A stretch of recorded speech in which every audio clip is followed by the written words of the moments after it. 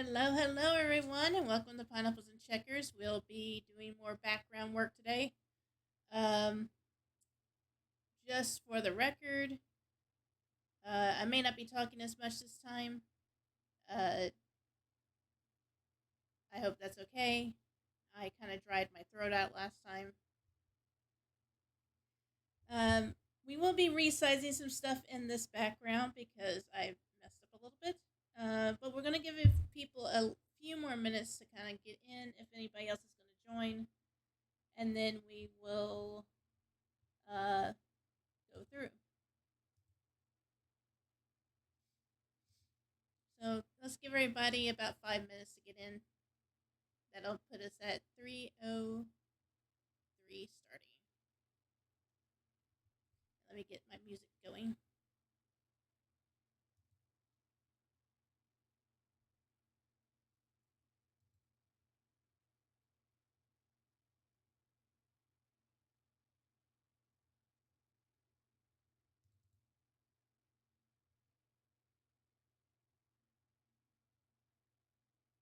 Music.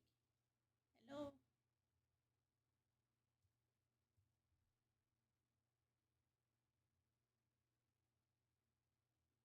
Hello.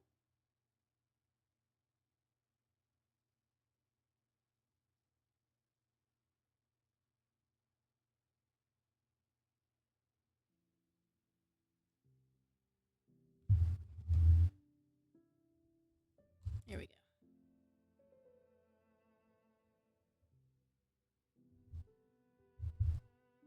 Let's move the microphone closer to me.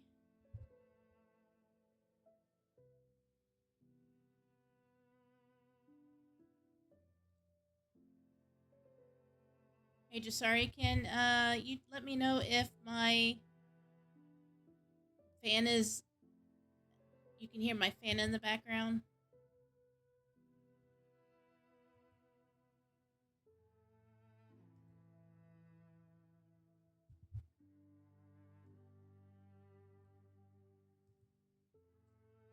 Okay, cool. Because I can't hear the music at all. I can only hear the fan myself. So.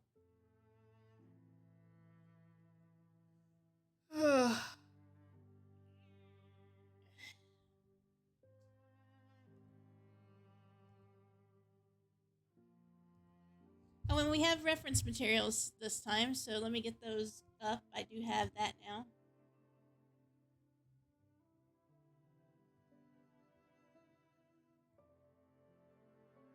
Let me actually make them into a bundle. So let me make a new file. New enough. Let me make sure there's nothing on these that you can tell where I'm at before I put them on stream. Let's see.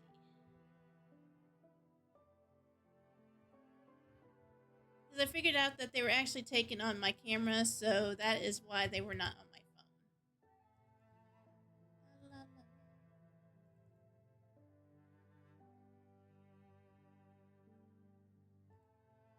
Actually, old like my old background reference, I did better, but I started it over again.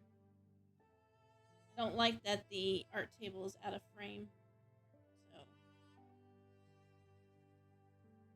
but I think I will be making everything smaller, to make it where it is more compact.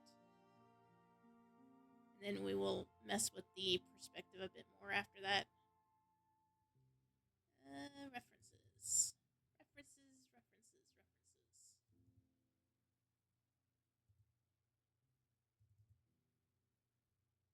Okay, no, you cannot see where we are. Good.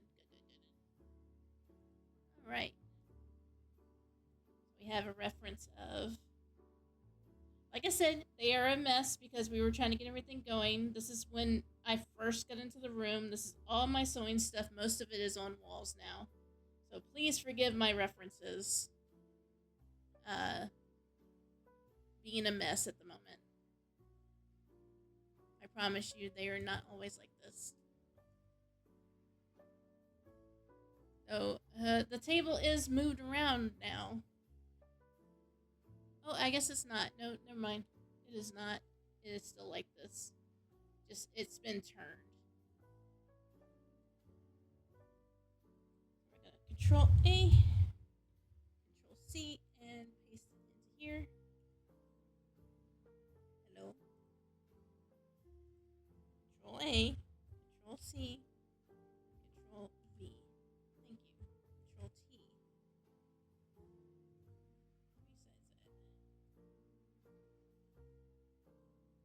Save.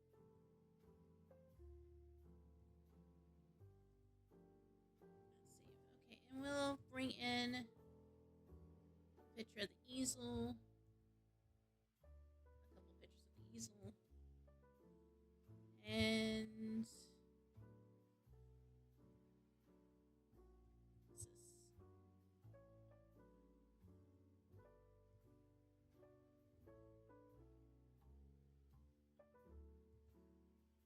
And a picture of the art table. Again, it was when we first moved in. The only table that still has stuff on it currently is this art table. Everything else has been put into places where it belongs. As I said, when you're moving things around, it's a lot harder to have it not look messy. But as I said, it is much better now. But we still need references, so let's get these references up.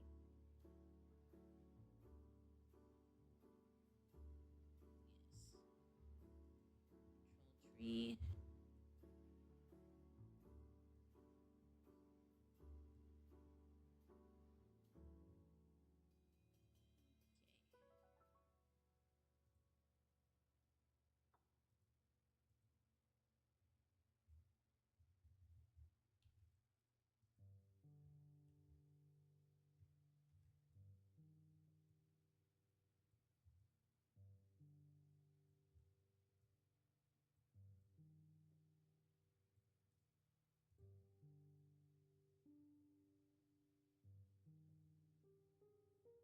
Control tree.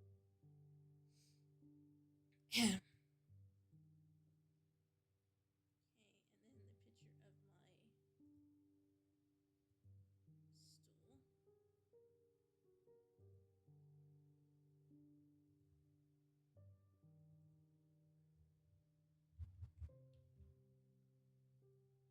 And then the picture of my stool. Right, I just pasted it in from Earthen View at this point because there was no way I was going to keep messing with that. So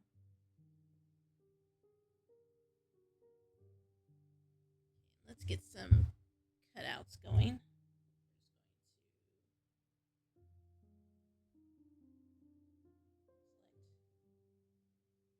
Invert selected area and delete. And move that around.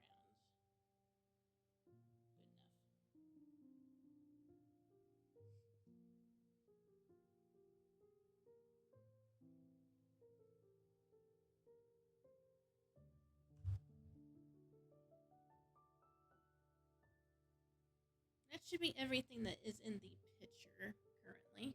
So,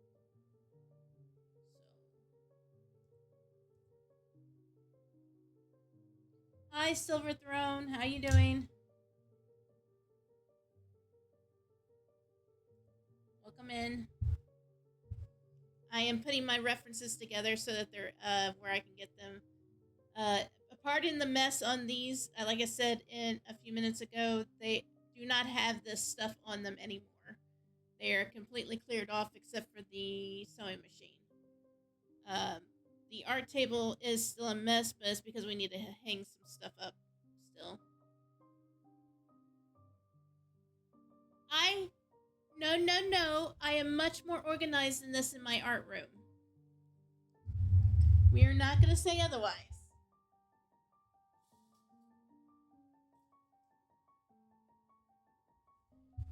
You know good and well I hate how much of a mess this is in. It stresses me out.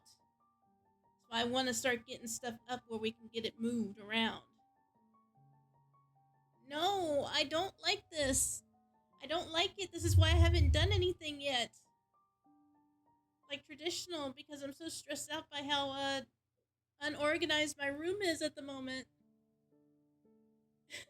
And you're making me feel bad about it even worse.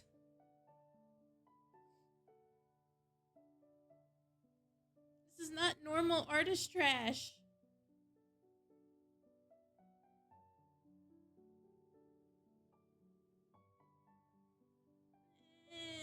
It's hard to know if you're being serious or not. You're over text.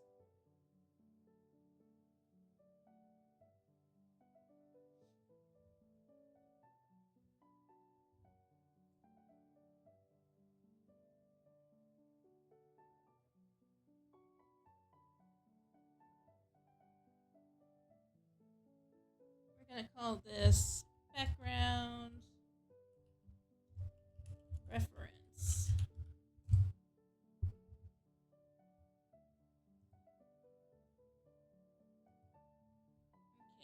Okay. We're gonna open this in another program because otherwise it's gonna be in the way.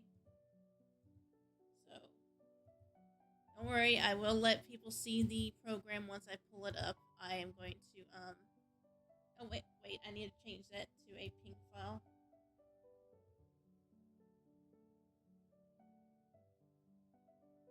File save as. No, not that file. Export single layer ping. Save. Yes. Okay, now I can open it up.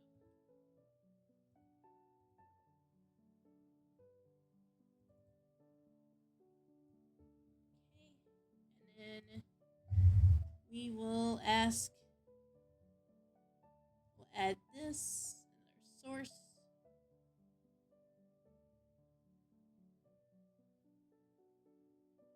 Oh, I cannot add another source currently. Er, fan view. Okay.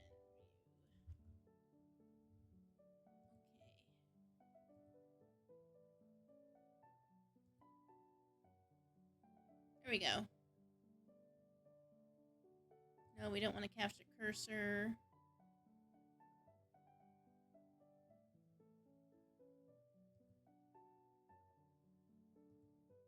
Okay, and then we're gonna squeeze this over here. It's much easier for me to see, but I want to get it where y'all see that I am using references. It's up here at the top. Always draw with references. Always draw with references. Um, the cats in the background, I need to get references for them too. So let's do that. We will draw them last, so the references for them will be on Earth View as well, but we will have it where it is much more. Um, we will have it at a separate time. So, file new, and this. Let's open up some pictures of cats.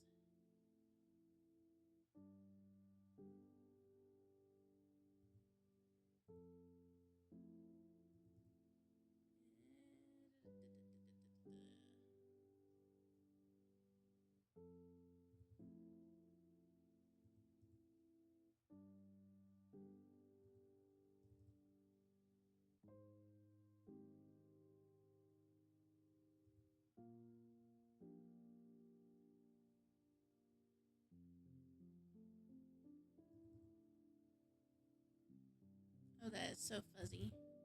There we go.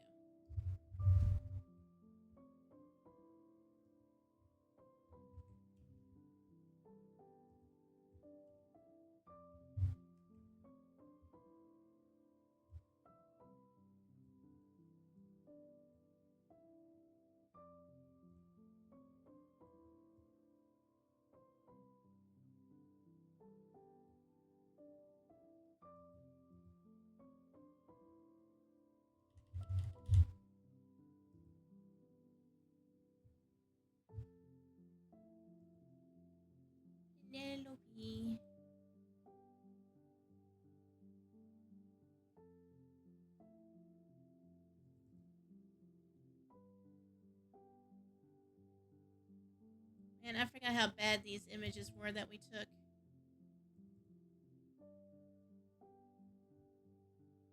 We are definitely gotta make more pictures.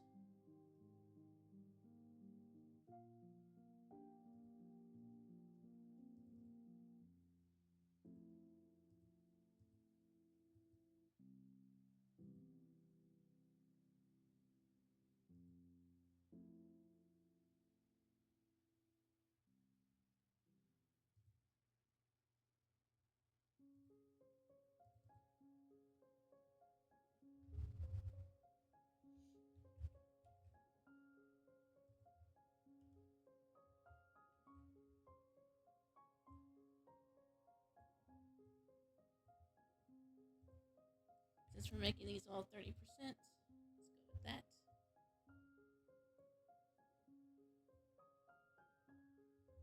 Looks like we make it a little.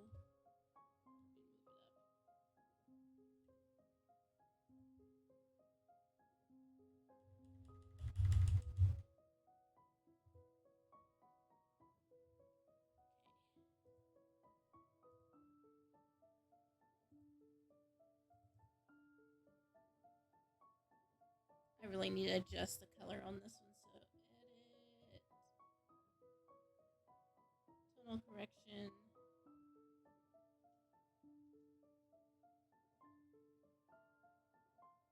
tone curve.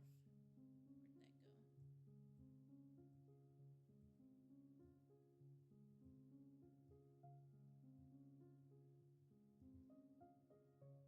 Green. We should lower green.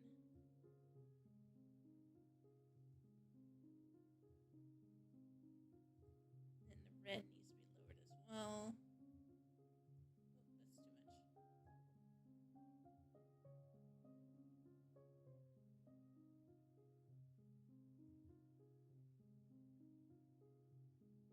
Oh, that's too much. I think that works. Next, we're gonna have Orion. We forgot to take the collars off of Orion and Luna when we took these pictures.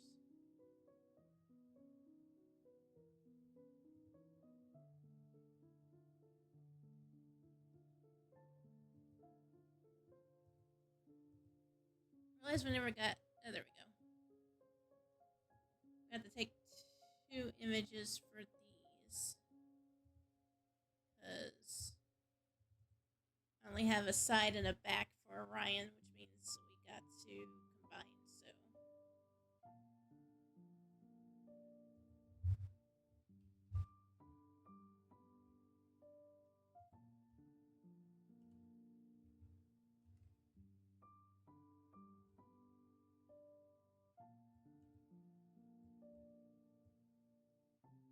a back,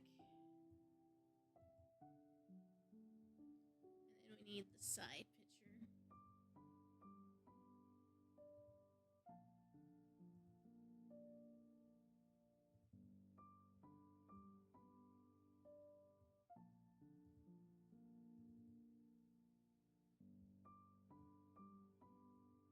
No, that's blurry.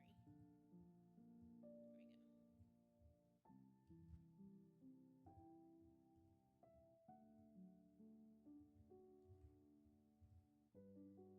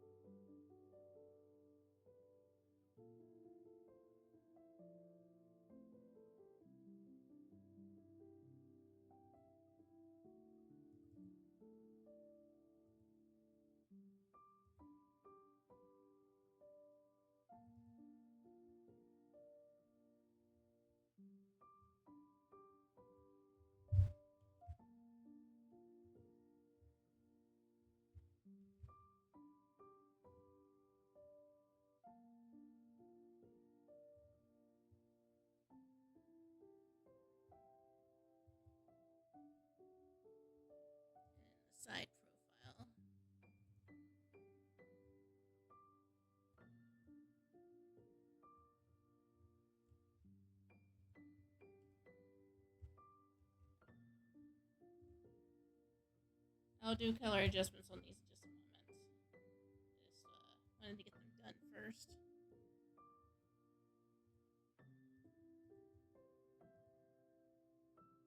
Okay, so edit, tonal control, tone curve.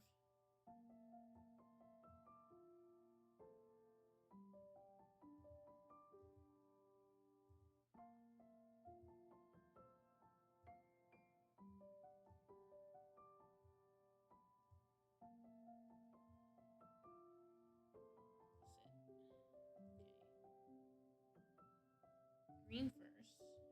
Remove some green. Then red. Remove some red. A little bit more.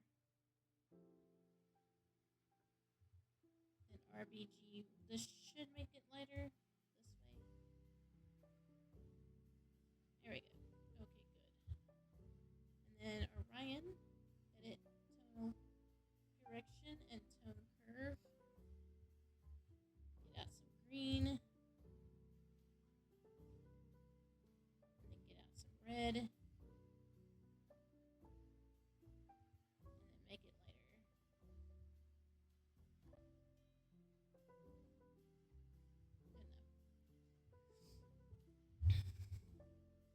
Good enough. Hope everything's working okay. Closed captions and all that wise.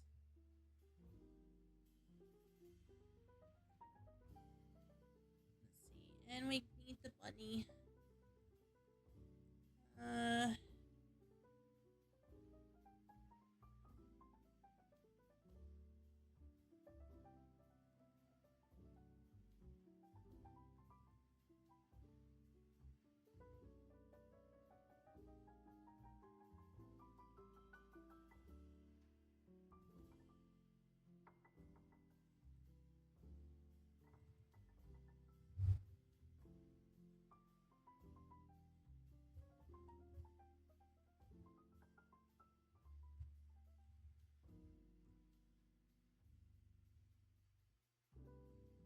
One where he has his head turned away, and then one from the side. I'm trying to find a good side image. I mean, a good back image. I don't have many of those for him. I guess we don't need the side image. I keep forgetting that he passed away sometimes.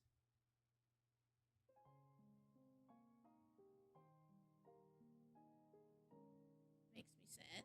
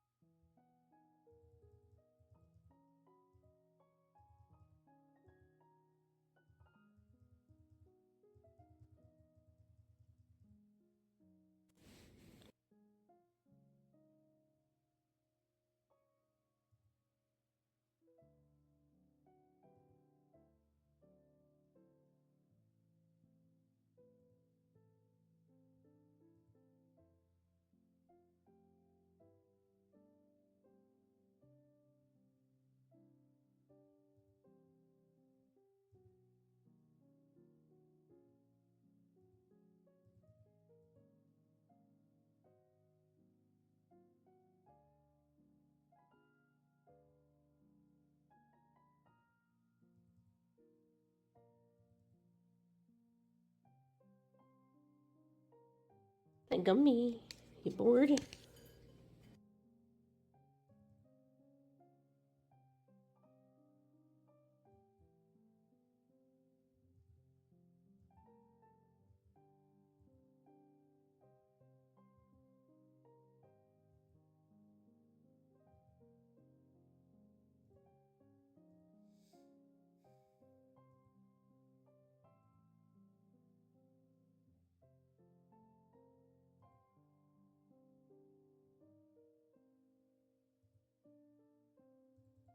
think this is the closest I'm going to get to his back, so we'll just copy paste this one.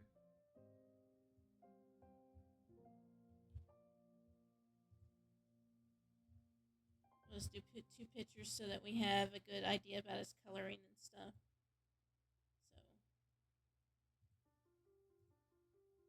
So we'll save this this as pet ref and extract it as a single layer as pet ref.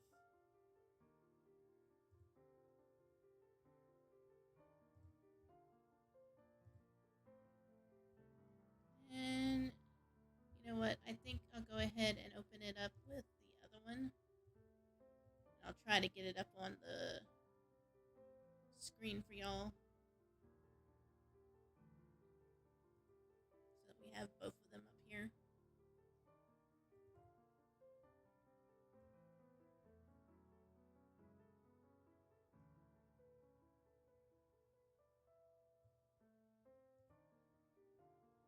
Add another window.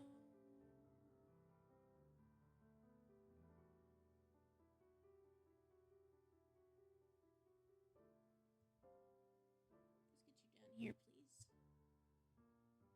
Oh, shoot. Okay, you need to be above that. Okay. Add another one.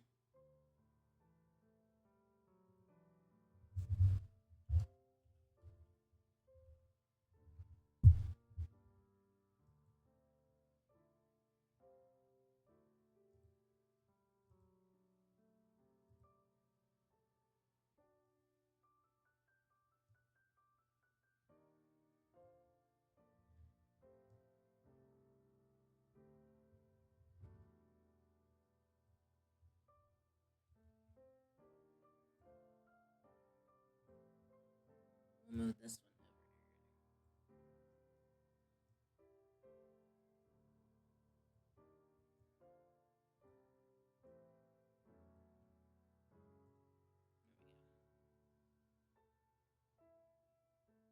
Now y'all can see what references I am using, even though it is different for y'all because it's on the screen, but it's not on the screen on Pictaro TV at the moment. I apologize for that. If you're over there watching my stream, it's a lot harder for me to do both things at the same time. I'm hoping eventually to be able to dual stream another way than I am currently. But right now, I can't afford what I need to do that. So, for now, you have to bear with me as I wait to get these windows and stuff done. Anyway, back to the actual piece. We have the images for that are on your top. It will be on your left, the top left, where the art room stuff is. We are going to take and resize all this. Because like I said, it is a bit off and a bit cramped. So, Control T. Where's my marker? There it is. Okay. And then we will enclose all this stuff. So that makes the room a little bit bigger.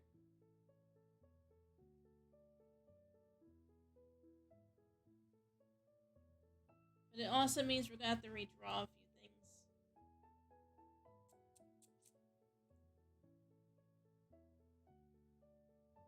Well, no, not necessarily, because the grid should still be here.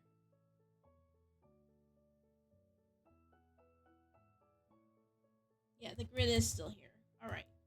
We just need to add more of the grid.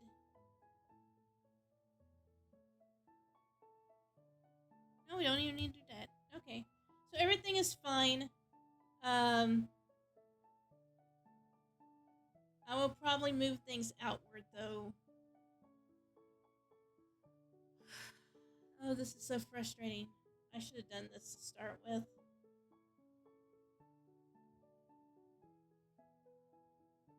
Oh well, let's go for it. Let's go ahead and redo everything.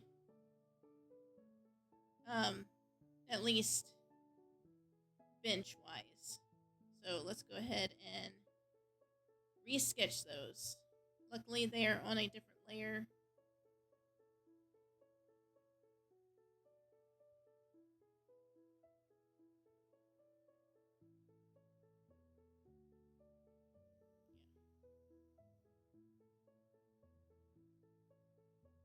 all that's on one layer, and then all of this is on a different layer. So the pets are on their own layer, so we don't need to worry about that. But we'll turn those other ones off for now. And let's go ahead and get in our sketch for the um, table and stuff done. So I'm going to go ahead and put them up here where the perspective grid is. Mostly because it's just going to make everything faster if I already have everything in perspective. So since the table does not have the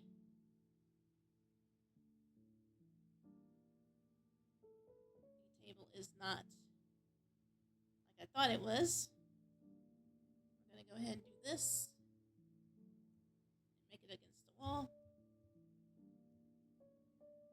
And the leg is going to come down here because I figured out I have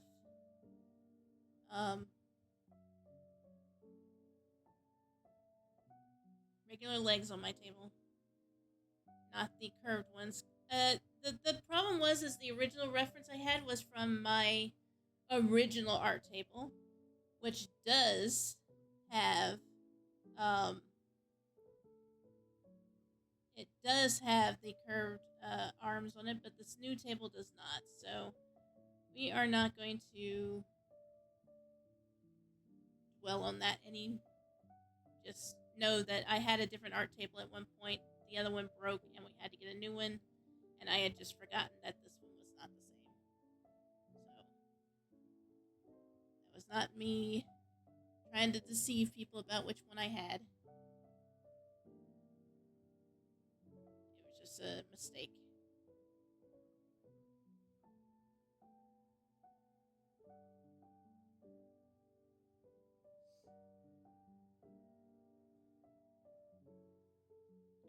I'm going to go ahead and get the sketch done so we are not dwelling on this either, because we do not want to be sitting here all day redrawing a sketch and then redrawing the perspective. So we're just going to do the sketch in perspective.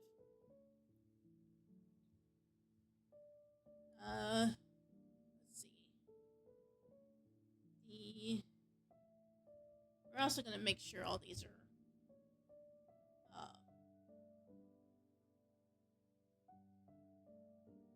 done in a very specific way. Now, in real life, my easel is on the same side as my art table, but because I want the art table in focus, that's why it is on the other side. But my art table is very tiny. I have never realized how tiny it is. So let's make this even smaller.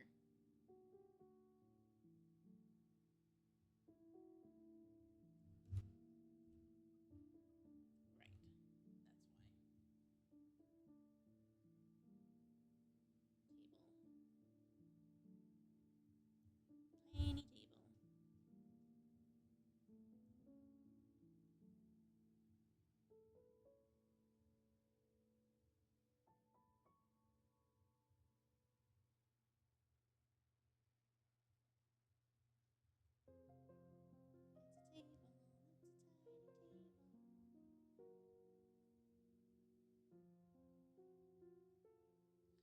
Now, if you notice, I am drawing this stuff on the lines, and that is because that is how that works. When perspective is out, the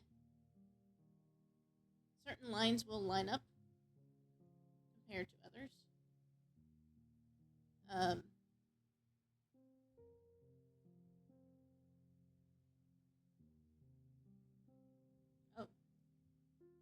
So if you notice, that was not a good way to do that. So everywhere you draw perspective, say this line right here and this line right here, you will notice that that is where it needs to be. That is not me just trying to draw things where the hell ever. So we'll draw lines like this. And this is where the table leg is supposed to go.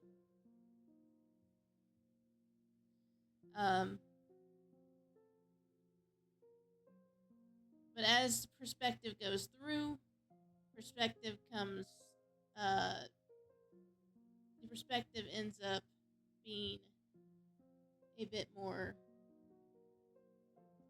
It makes things look smaller, despite them not being smaller.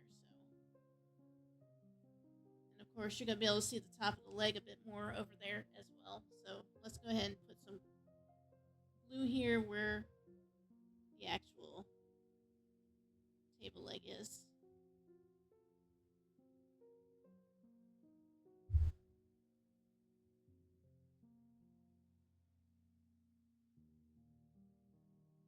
This is why references are good.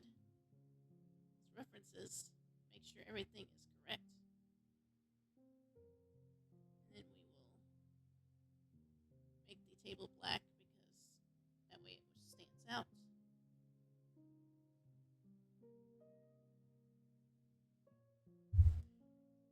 And we need to make sure we have the extra little bits on the sides.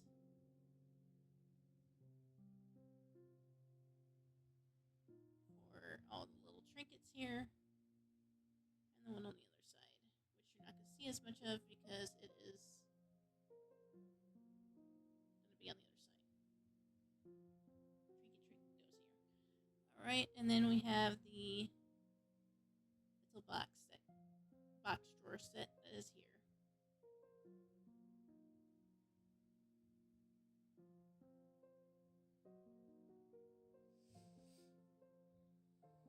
Alrighty then.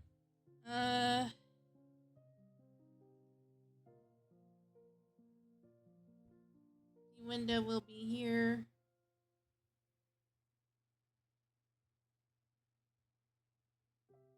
And goes this way. So the cats are sitting on something. And then we just have the window drop down. And the curtain. Again, from last time, you need to draw where the boxes for the curtains go. And not the actual curtains. We'll put those in later.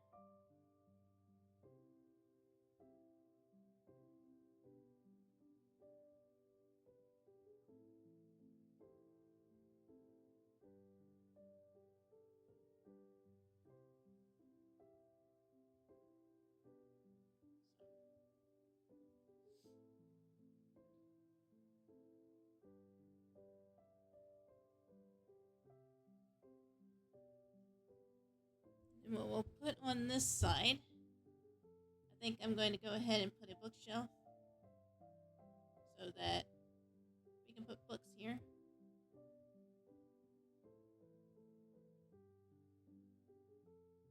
I should measure this, so let's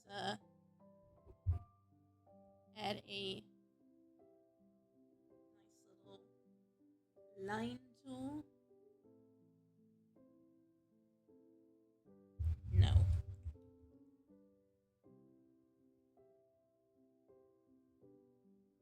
tool. Okay. What we'll do is we will move this down. And then draw the sketch line for that shelf. And then move it down again. And draw the sketch for this shelf. Etc., etc.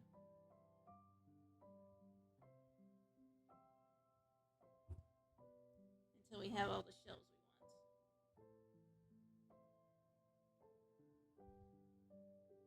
Good enough. Okay, we don't need that layer anymore. And we'll draw the actual shelves in. But yeah, here we go. A nice bookshelf.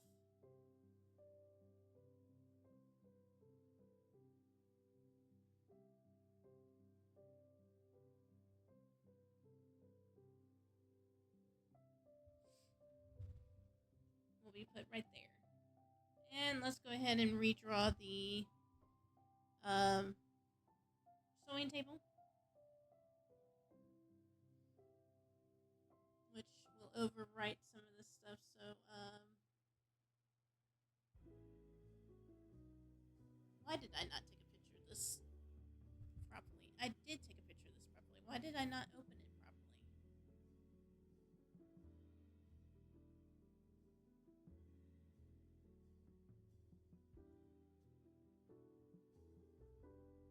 I really thought I put that reference image on there.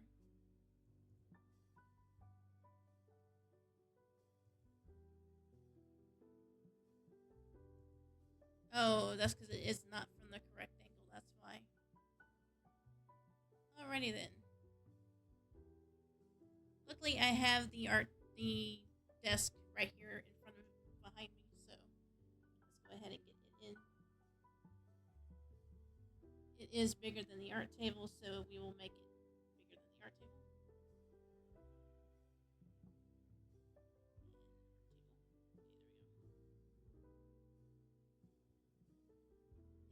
Far bigger than the art table. It is square, so it is going to come out a bit more. You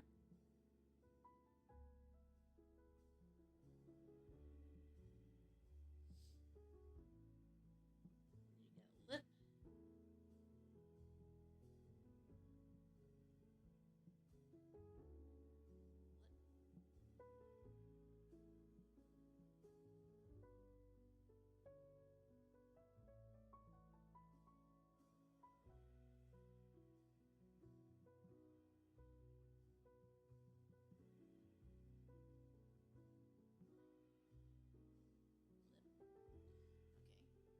And then we have doors.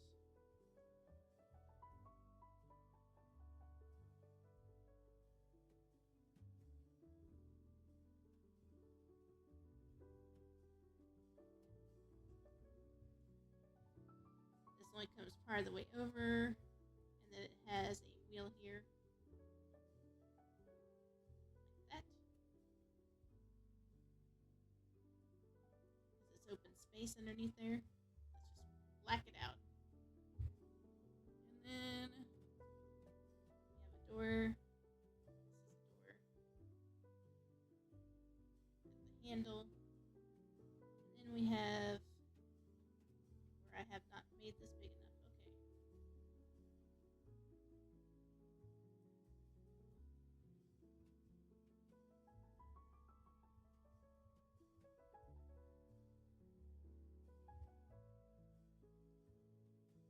Okay. Here, here, there we go. That's correct. There's the door here. This is just a bend. Then we have a drawer. And a door. Another door. And then all the lines on the table. Which I'm not drawing all of them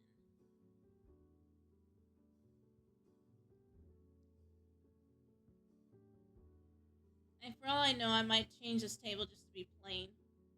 And just put my sewing machine on top of it. Which, sewing machine. Sewing machine go first.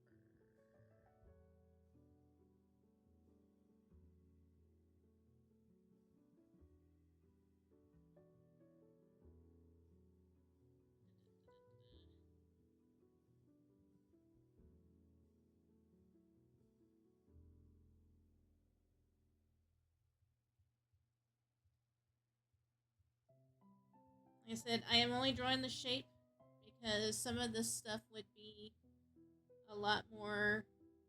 I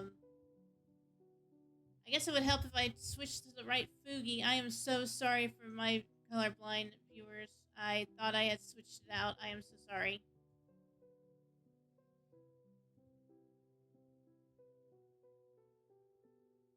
I am having a rough day if you can't tell.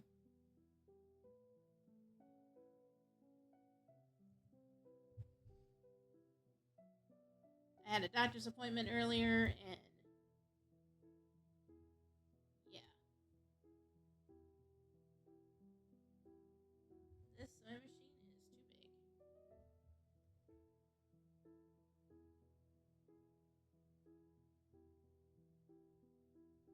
Oh no.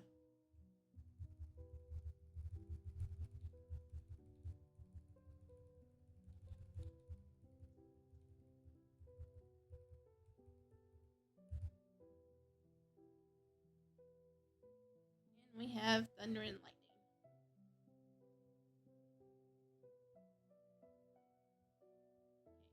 The sewing machine is small compared to this thing.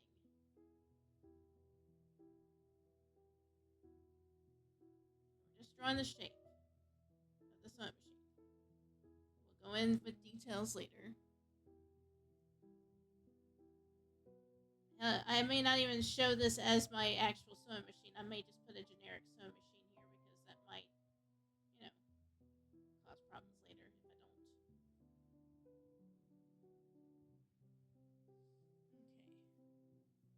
Okay. And then my easel. Let's go. Let's put these in. We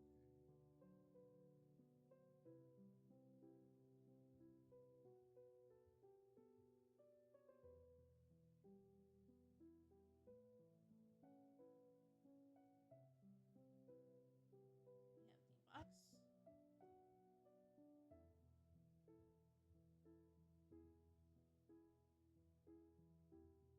Let it come forward. That's the little curve thing here. And the square part up here. And the line that goes down the back. Which comes down all the way.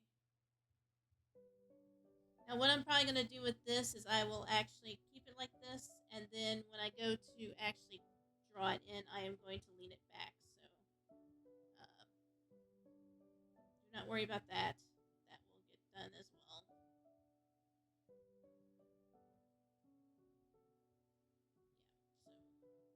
Yeah, so this is about where the legs go, and then the one in the back will be about right here.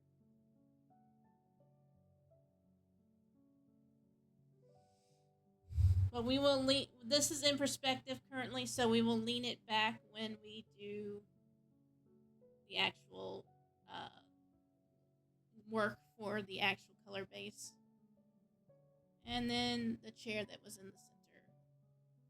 With that,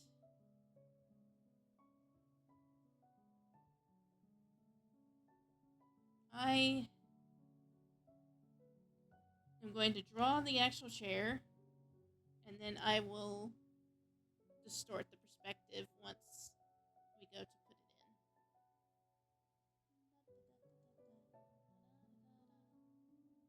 In the dark of the night, in the light of the day.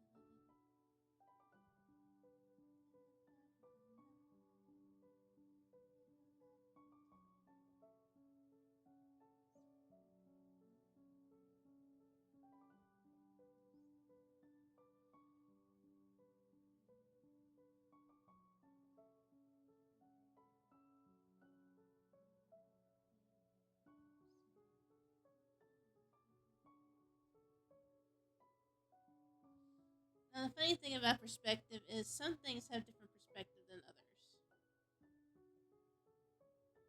So, you know what? We're going to take this out.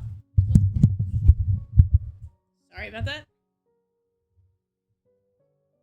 If I lose power, that will probably be the end of the stream for today. Hopefully we don't lose power. But you never know. So what I'm going to do is, on another light, I'm going to put my reference image. Pull it over here. Since I took this picture, I'm going to do something with it. We're going to reduce it.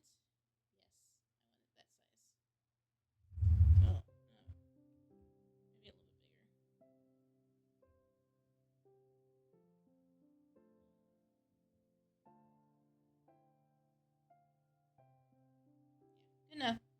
Maybe a tiny bit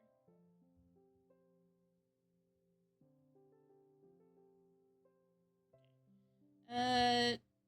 And what we're gonna do is I'm gonna reduce this, and then I'm going to put another layer. Well, I already have another layer, and I'm just gonna trace this because I don't want to mess with it too much.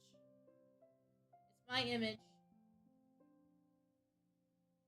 I will redraw it. It's just right now I'm tracing it just to get the perspective off of it. I'm not doing a very good job of it.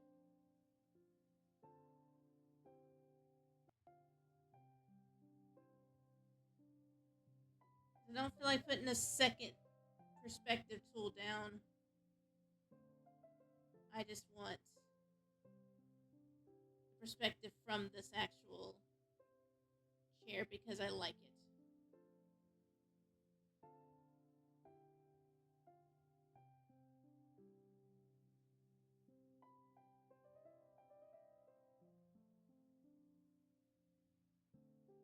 As I said, it's my picture anyway, so do not do this to pictures you get off the internet unless you're practicing. Most people do not like you just tracing over their images and then posting it online.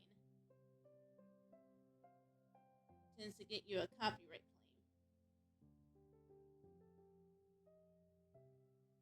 claim. DMC takedown.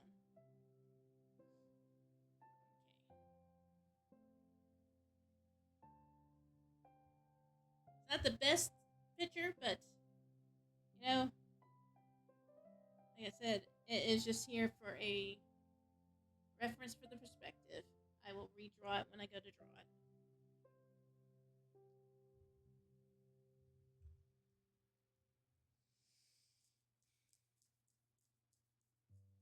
Okay, that should be a lot better when it comes to what I need to have here. So, the only things I am going to actively... You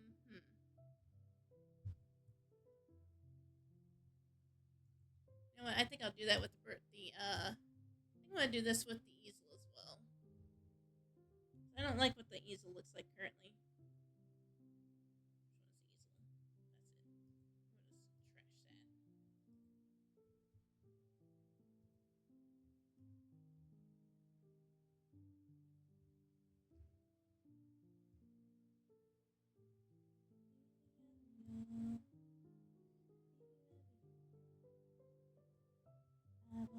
Which one is the easel? That's it.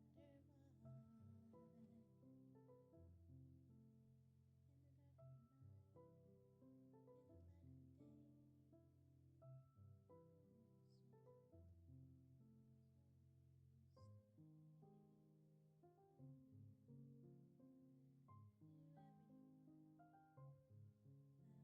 just trash that. I wanna be beside you, no matter the perspective in this is messed up anyway. At this point.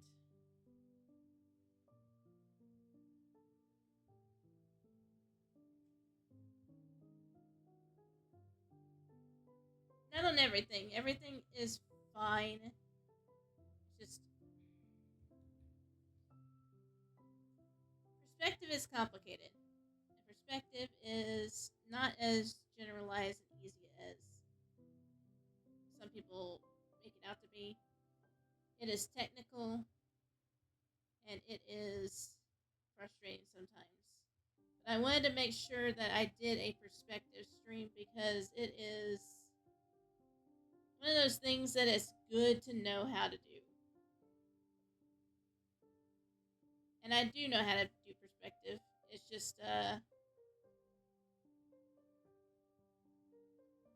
I said, I tend to do it traditionally. So most of the time when I was doing this stuff, I was drawing it with a ruler, not with tools like this. And And I will do, like I said, a stream traditionally where I do this once I have all the equipment I need. Um, but I am finding I have messed up a few things here. Namely, the art table and the bookshelf. They are not on the floor. In fact, the sewing table is not on the floor either. It is actually too far over for it to be on the floor.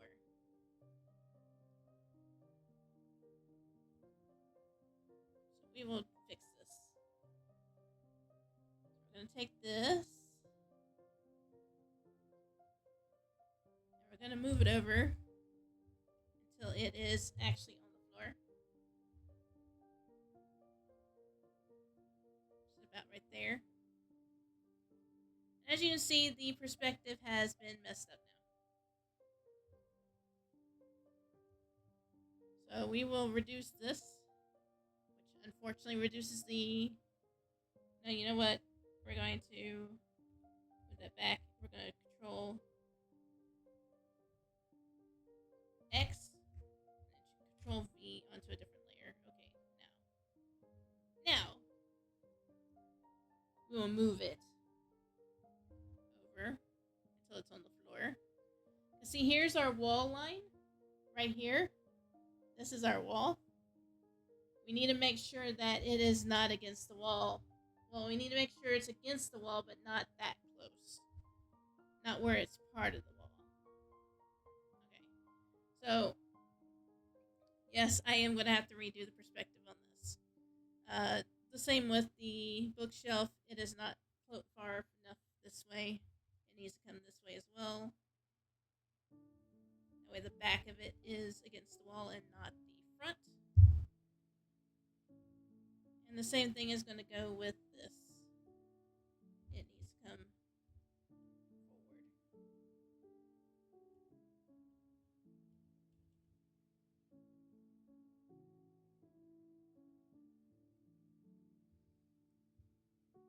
Seems the art table needs to come forward as well. Now the other option is I don't move these, which might be better. I don't move this stuff. What I do is I move the perspective lines. But again, it would cause me to have to draw it again. So what I think I'm going to do is I'm going to keep the perspective as it is and expand where the floor is and not use perspective as the floor line. So basically, instead of using this as the floor line, we're going to put a nice little black mark here where the wall is going to be. So the wall is going to be here. This is the wall.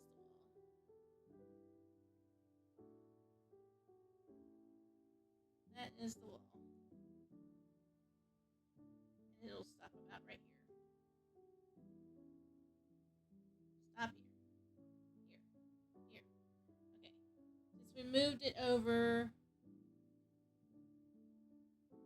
we'll move it over the same amount the other way. So what I'm going to do is make a symmetry tool and put it in the center. On this. I don't remember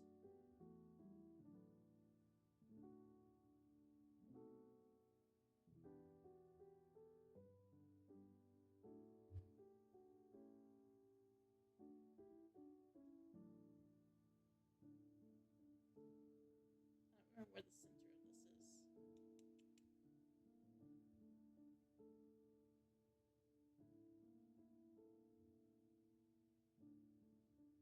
Oh, wait, I can actually...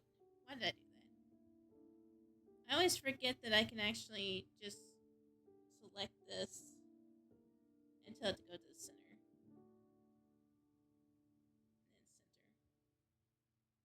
center. I forgot about that. Okay, so... And then we will take and put the floor we're gonna move the floor over. It'll go on both sides. And I did a good job. Okay, good. Good. Okay, so this is where the floor is going to be now. This line right here. And that means that the floor back here will be here. And so that's going to be my floor now, which means the perspective lines need to be changed, but we're not going to mess with that now because we are not going to dig into that anymore. We are done with that. We're going to move forward. Sometimes you just got to take your knocks as they come. So we're going to take the cats and we're going to reduce them because they should not be that big. The cats and the bunnies should not be this big.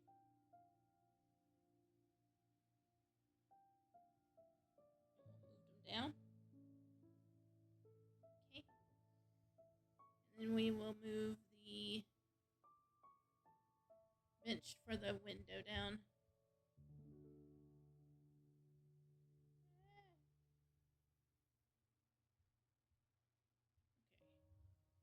The bench for the window needs to come out a bit more and then down. This is not how my actual window looks. I wish it looked like this because this would mean that I could give the cats a nice pillow bench to sit on.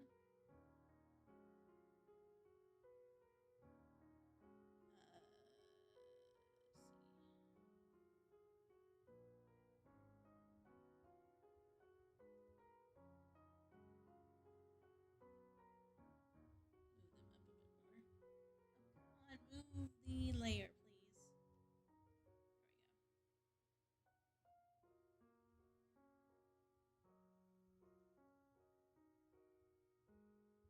Let's go ahead and put some window rods in here.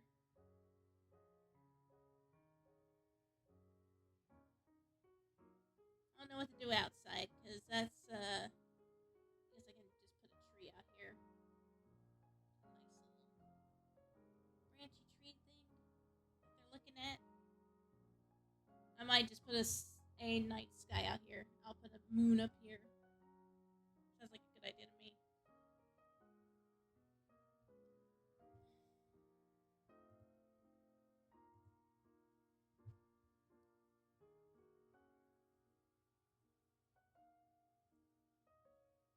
And then I will be in the foreground on this once I start doing things. So let's go ahead and move this over. Having it in the where it was is a little frustrating. You're also going to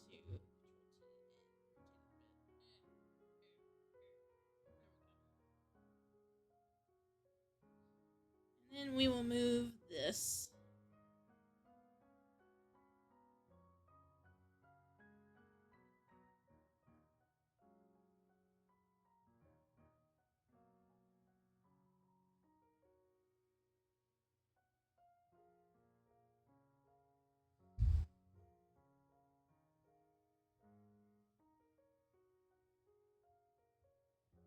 Okay, well, that's good to know.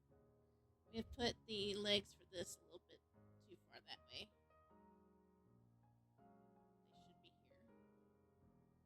Which means the actual legs should be right here.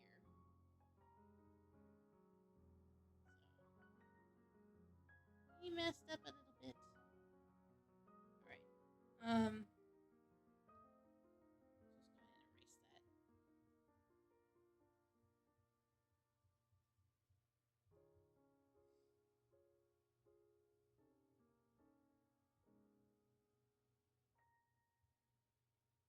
The drawer set will still be there though. Anything else that I missed?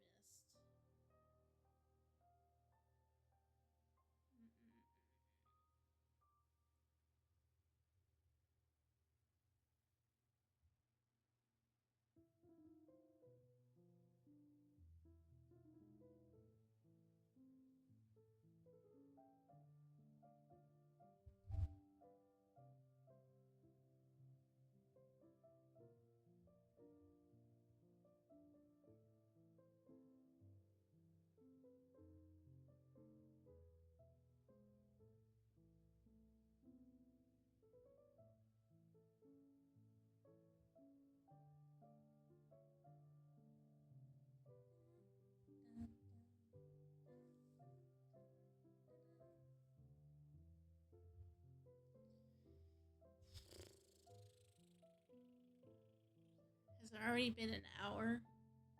Goodness.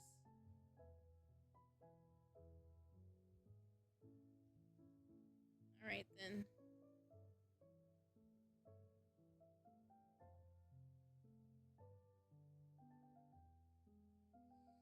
Now, I'm trying to decide if I want to take this and move it to Painter, which I normally use for stuff like this, or if I want to try to do this in Clip Paint Studio. Most other people are going to have Clip Paint Studio for this, but painting something is not, like, much different depending on where you're at. And people are probably going, oh, but line work. I'm not going to do line work on this.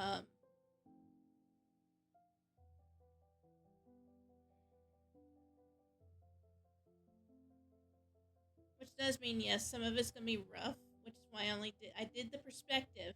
Perspective helps even if you're planning to do freehand. The perspective is there so that it makes sure that you keep yourself within those parameters, at least as much as possible.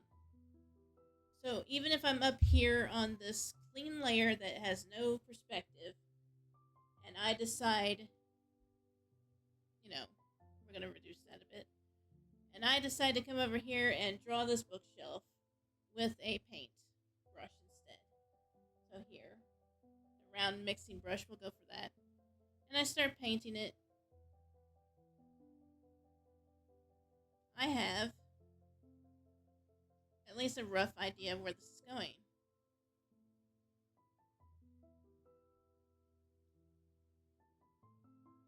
Now, will it help to have the perspective tool here? Yes. It would also help if I had, other things to use on here. Oh, what the heck happened? Did I draw? I drew on the wrong thing. Of course I did. Okay.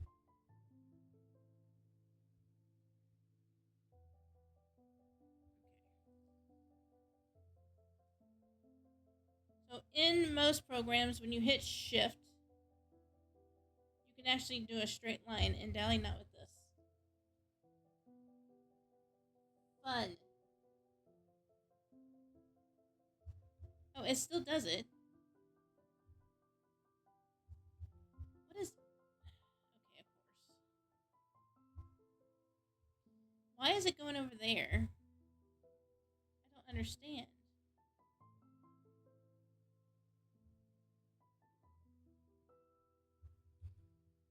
Hey, Dressari, you do just hit Shift to draw a straight line, right? For some reason, it's wanting to center it somewhere else and not where I want it.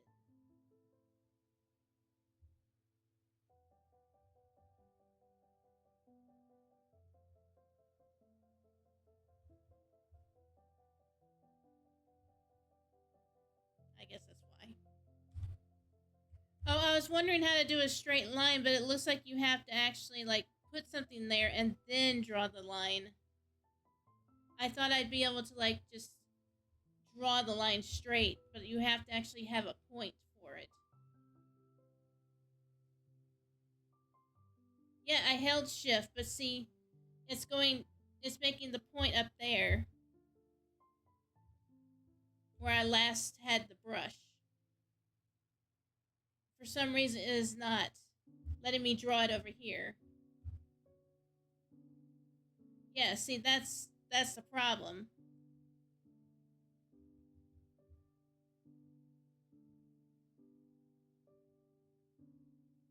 I shouldn't have to, be at the last point I poked at in order to do this.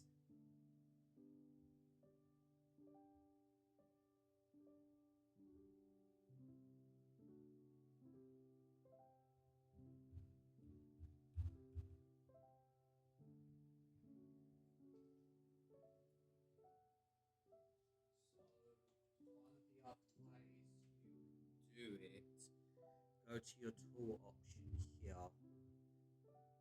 and then where's all your other options?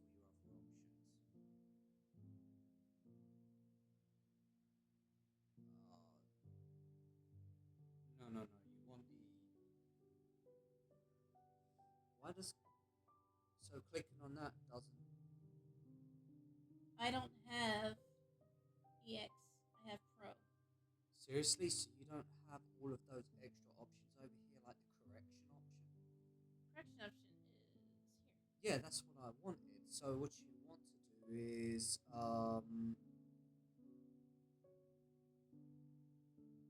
might not be under correction. It could be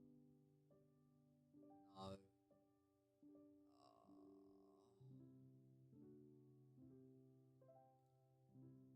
no.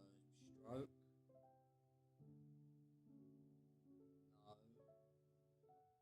No. Brush tip. No. There's an option that you can turn on where it says where it turns on snapping. You can literally do it with any tool. Yeah, it has snapping on. Yeah, that's it. So long as it is on, it will follow grids. It will follow. Yeah, I've turned. things. I'm not on the perspective thing No, anymore. no. The problem is that you're not on a vector layer. The snapping effect only works on a vector layer, unfortunately. Okay. But even if I do that, it's still not. It's only straight where I last touched it again. Which I want it. That's fine, but at the same time, I don't want that. Yeah, that's the only way it works, unfortunately, without resorting to the line tools, sadly. Because the program only detects the last place that you made a. It's basically saving your last known location of where you pointed. So if you were to tap very, very lightly over here, for example, see, now hold shift. See, it does it from over there. You got to be so gentle that it only detects you actually pressing down the thing. Look, compared to other programs that barely let you have some of these options, at least it's there. You just gotta redneck it. Is the best way I could describe it. I Take it up with Clip Studio, I'm afraid, dear. That's the way they do it.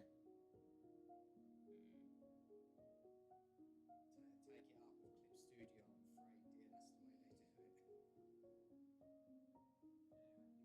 now? Yeah, I think I might have to I'm definitely gonna move this over to Painter probably. It's just I would do what you can in Clip Studio and then move it to Painter. The problem you've got between going between programs, you notice already, you could lose functionality and then it could make the program look weird. I had that trouble going from Clip Studio into Psy and vice versa. oh yeah, I'm definitely gonna lose functionality. I won't have the perspective tool. It's Yeah. just I don't need it anymore. It's just when I go to do straight lines, I want to be able to do it without freehand without using the perspective tool. And the thing is, I used to be able to do it on the Cintiq, but for some reason the canvas is like I can't do it. That could be a problem with the tablet, then I don't know.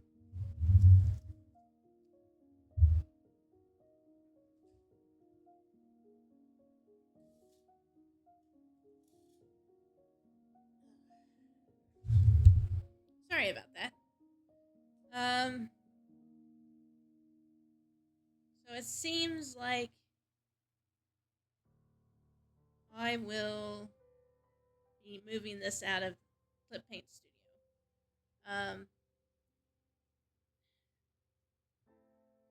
I want to use Artweaver, but I need to buy Artweaver. I should be able to buy it next month, though. Thinking about it.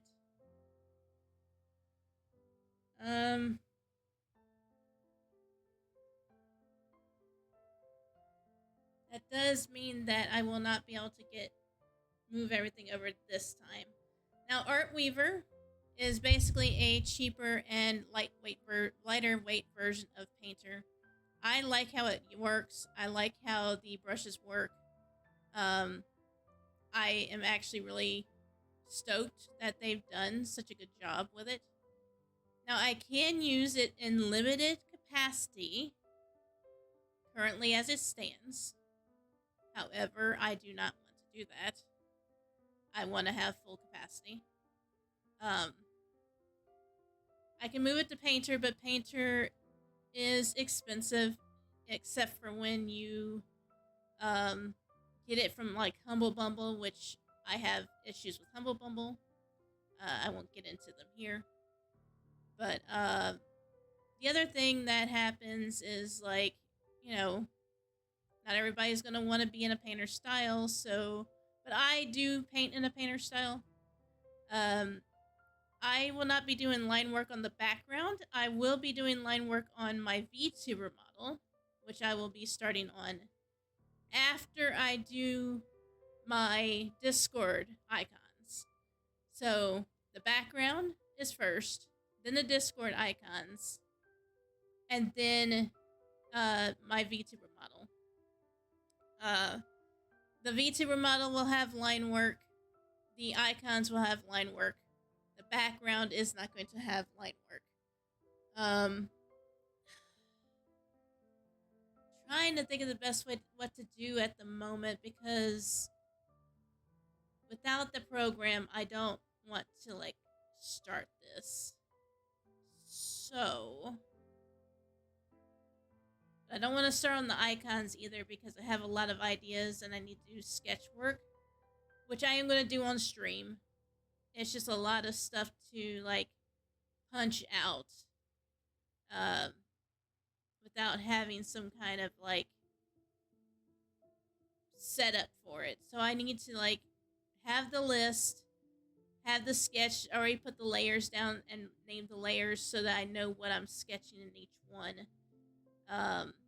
Whether I need to have a perspective tool and stuff like that. That's not anything against Clip Paint Studio or anything like that. That's just the way my brain is wired. Now the other option is to continue with this and get flats done in Clip Studio. But again, it is so frustrating because I don't know why my lines are not being straight.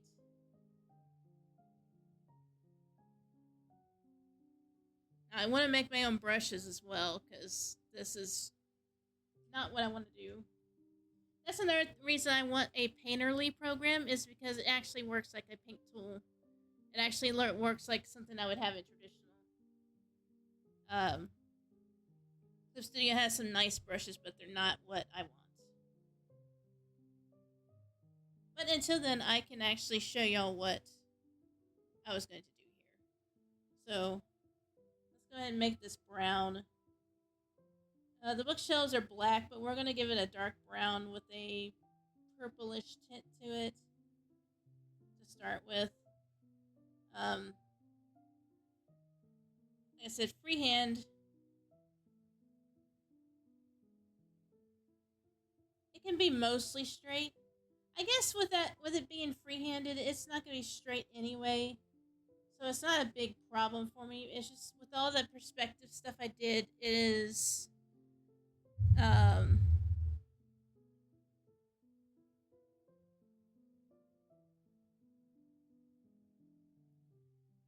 it's not too bad.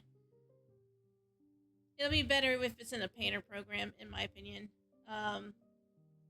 We do have, gouache brushes and stuff like that on here. And I do have brush packs. I just don't use them because I prefer making my own. I could use one of my textured pens that I made and paint with that. Not that one.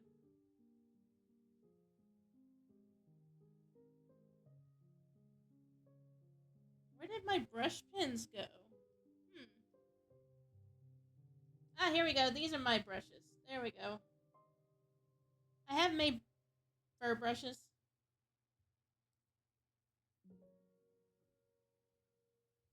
That I'd paint with.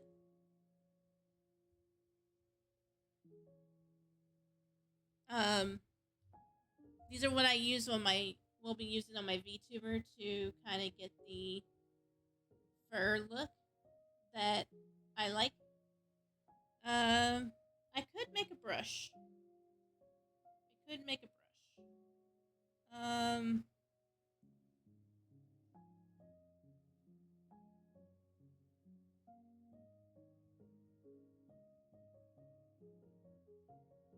It's just one of those things where it's just like, do I want to take the time to do this?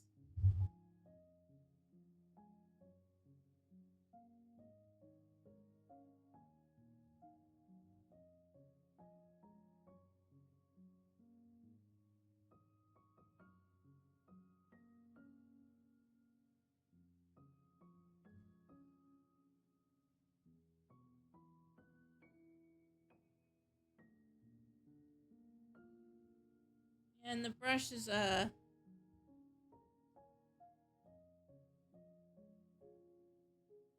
you. Sorry, I didn't even see what happened.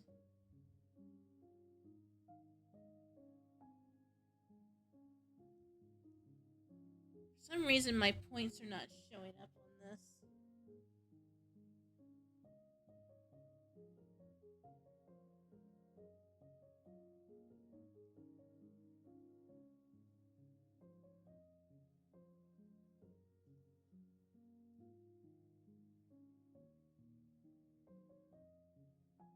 I may have to adjust some of these brushes. They don't work like they once did. Like this dude, this does. I think yeah, the ending is like its own thing. So yeah. See, I've never been good about getting my lines thick and thin on my own. I have always had to have like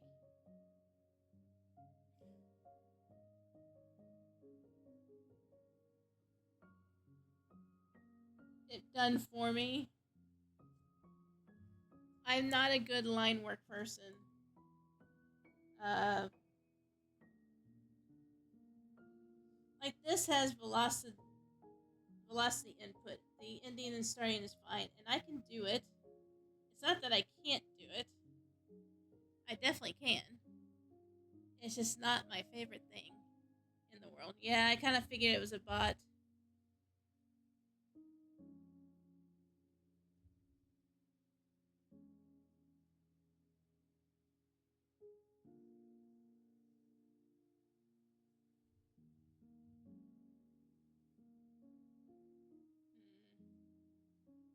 I wonder. I went back to my brushes. This one in particular, and added velocity. Let's see.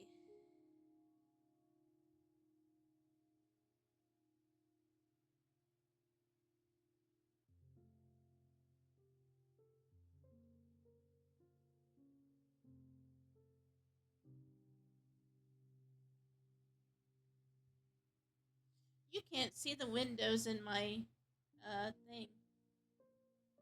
Oh, that's lovely. Okay then.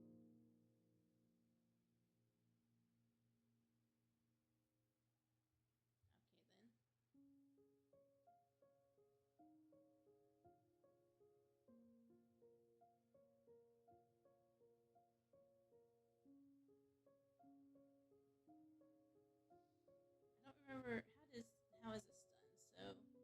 So adjust by speed, correct velocity.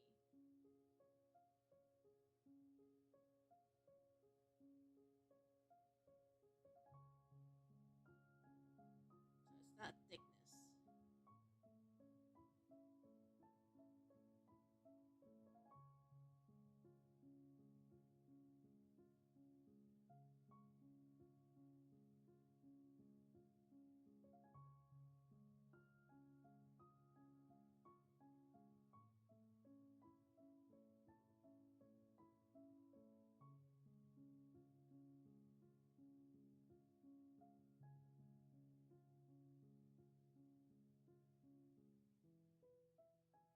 Dang, I really wish this was up here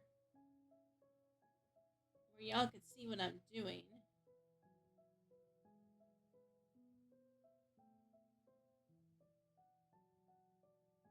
Well, my thing is up, but for some reason it does not show the windows as I open them.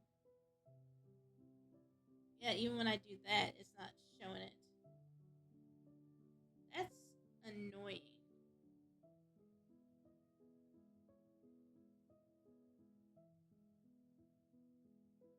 Adjust by speed. What is this under?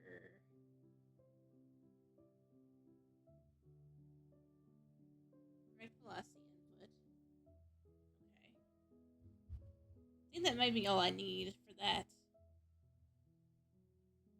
But just in case.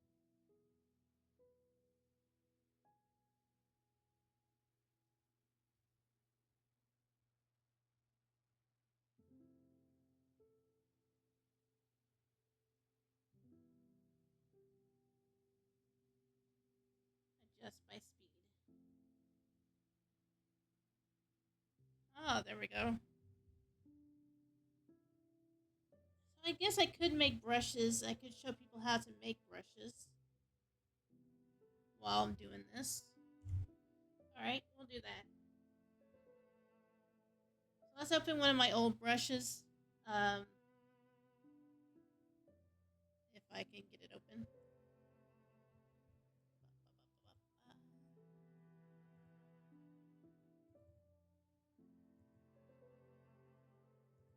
Doesn't matter how big or small they are. I go ahead and do mine by 250 by 250. Okay. And you must do these in black and white grayscale. So should have a brush layout here. Yeah, there we go. Then you make it grayscale. Hit OK. So, like, what kind of brush are we wanting here? We can do, let's try to do watercolor. As much as the watercolor brushes are nice in this one, you know, we've got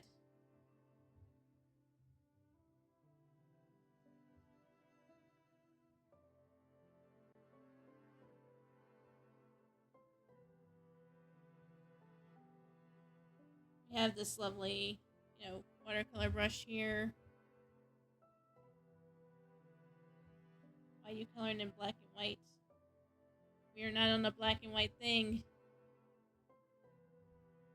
Why?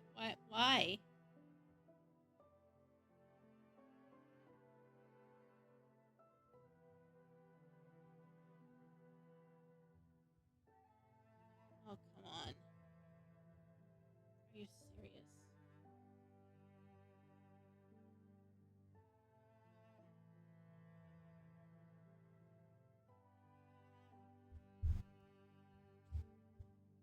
It should be letting me do this in color.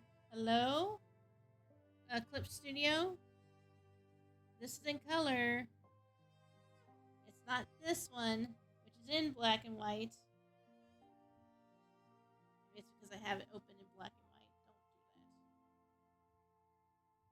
Don't do that. No, it's just, it has suddenly made everything black and white. What the heck?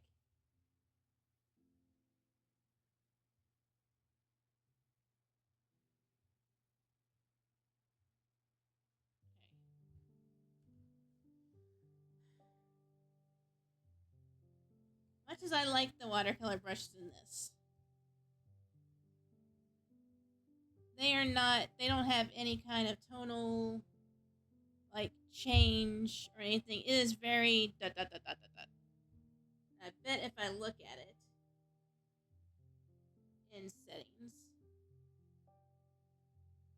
brush tip, yeah, it is very just dot dot dot dot dot. And that's just not how watercolor works. As much as it's, you know, pretty, that's not how it works. So now that I know what happened to that, new brush template, grayscale. It's because I opened the other one in a grayscale as well. That's why it was coming up gray. Alright.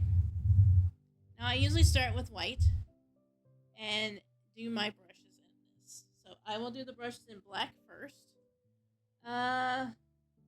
So we're gonna go ahead and take my actual brushes. My flat watercolor brush here. My brush. And we're gonna go ahead and give us some kind of like this going. And we can kind of overlay it.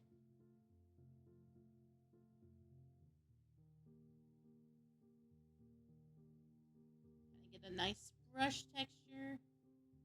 The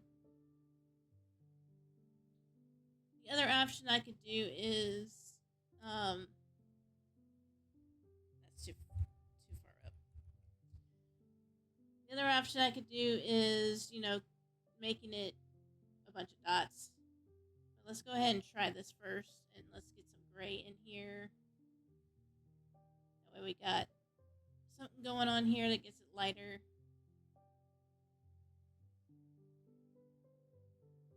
And we'll put black on it again. Okay.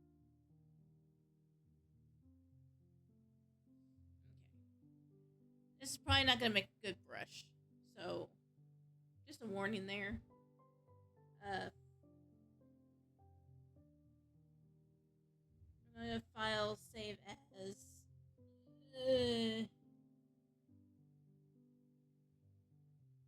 brush maybe. Only because I don't know if it's actually going to be one. And then we'll say edit.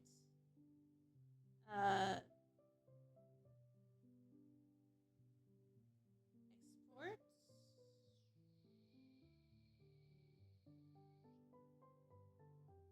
Edit. It's been a while since I've made a brush, so give me one moment. Select all.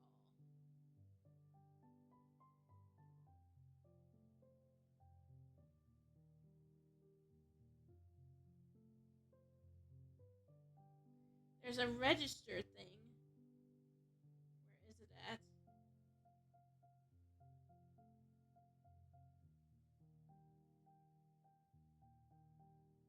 There we go. Register material. Image. And we're going to edit as used for brush tip shape. And we're going to call it Brush Test 01. And I'm going to put it in my own stuff.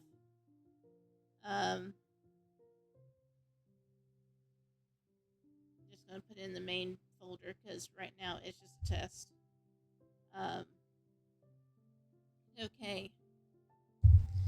And then we're going to make a new file, this time in color and in my landscape. Okay. And then we'll make a new brush. So basically we'll copy the brush I just did. The brush I just made changes to. This one? No. Which one did I do? There we go. So we're going to duplicate this brush. And we're just going to name it Test Brush 01. And then we are going to, first of all, make it bigger. Up to 250 because we can get it up to there. So we'll do 50. And we're going to go to the wrench here. Now you can't see it, so give me 1 second. Let's go ahead and change how you're seeing this stuff. We're gonna make this the window. Here we go. This is the subtool detail that you're not seeing. But you can see it now. Okay, so we are gonna have this, and let's go ahead and turn curve view off. So we go to brush tip, and as you can see, there is no material here currently, right in here. Let me turn the cursor on.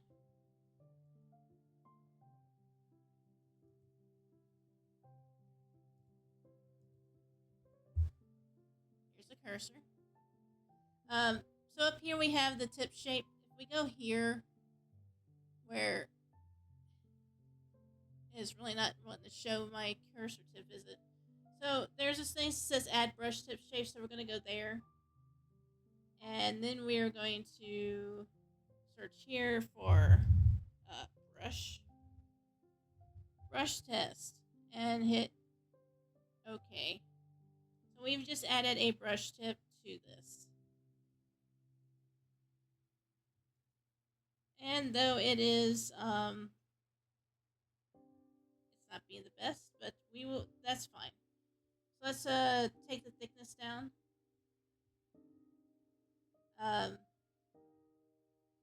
guess not. Back to 100, please. Let's see. Brush density. What happens if I take the density down? No, it just takes that down. Okay.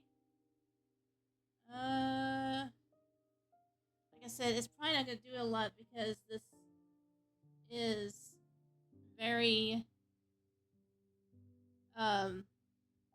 finicky about how the brushes are. Sometimes we do not want spray effect because there's no need for that. It just looks like clouds at this point. So we're going to go into our materials and we're going to go ahead and delete that. We'll keep the test brush. It will still work. We're just going to delete this here, and it'll warn us that, hey, we're going to delete that, and we'll say yes. Alright. We'll keep the illustrator up so we can test the brushes. So this is not going to be a good brush. Let's go ahead and make a new layer and just empty that out. Alright. It was probably too clustered for it to be a decent brush. So let's go ahead and take the fur brush again that I have.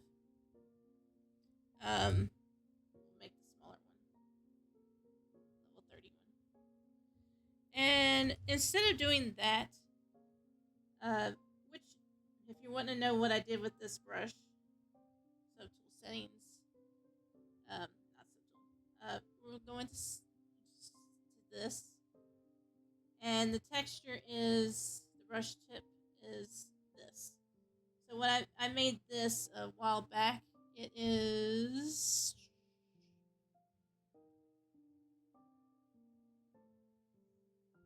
textures.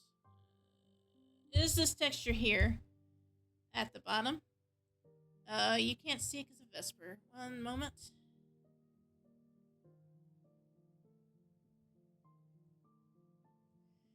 This bottom, these brush files at the bottom, 1, 2, 3.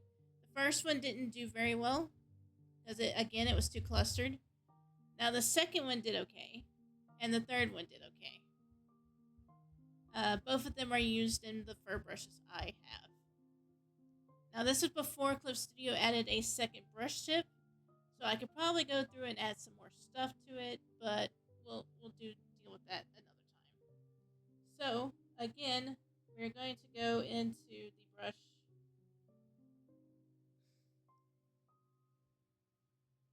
And we are going to use black. We're going to try to not have as many lines here, but we do still need some for the darker colors. So we'll overlap it a bit and not let it do too much here. in here. And we'll try again. So, file save. File X. And go to edit, register thing, register material, image. I am so upset about it. It's edit, register material, and image. And then when you get there, it's going to have a dialogue. And you name the brush. Then it says underneath that there's 2 check marks. It says use paper texture or use brush tip shape. And you want to use it as a brush tip shape unless you want to use it as a paper texture. And then you just save it where you want to go, like stuff I made, which is where I'm putting it. Then you go to your brush that you made. Then the brush like this. Add the material.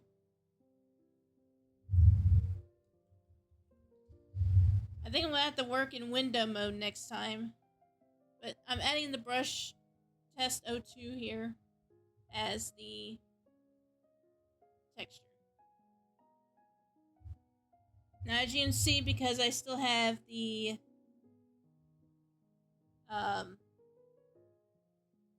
spray effect on, it was not doing properly.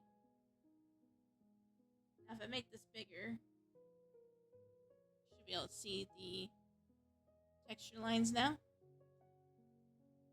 Very nice.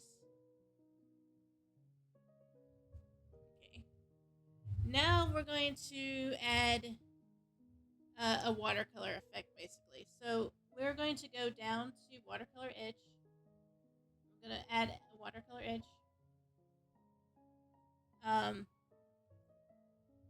And we're going to process after the brush stroke.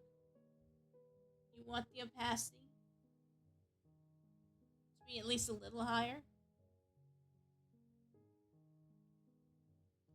I want to make the edge go out quite far, and for me anyway. So we're going to do 8. We're going to take the darkness down a tiny bit so it only shows up on the ends.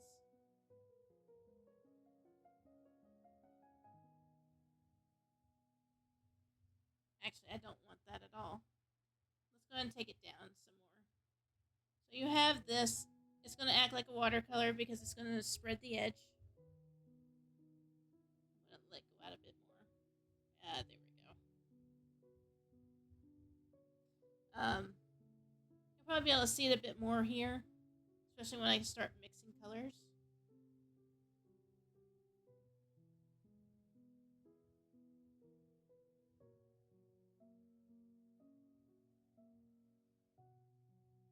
It's not a watercolor brush, but it's going to act a bit like watercolor.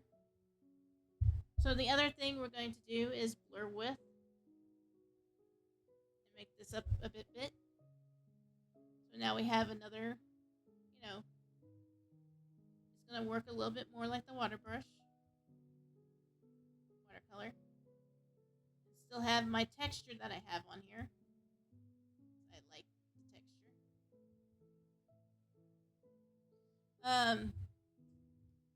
So once we're done with that, we want to go back to brush tip.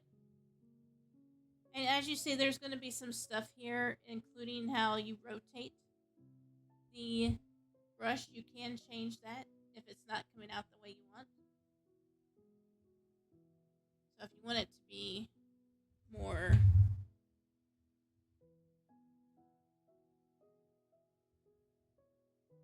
I am not repeating that on stream, sir.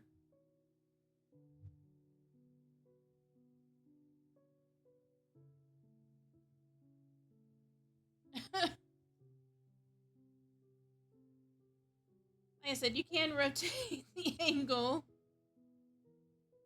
which I think I will do. I'm going to put this at 90.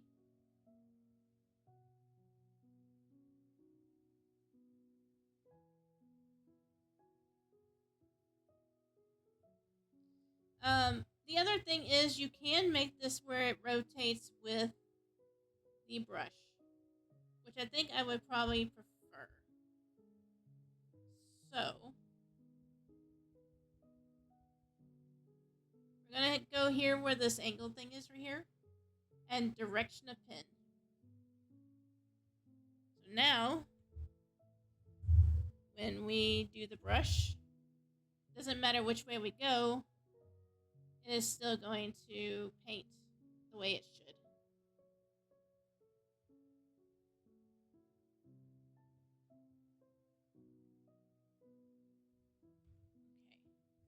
Okay. Now, that we have ribbon, which nice.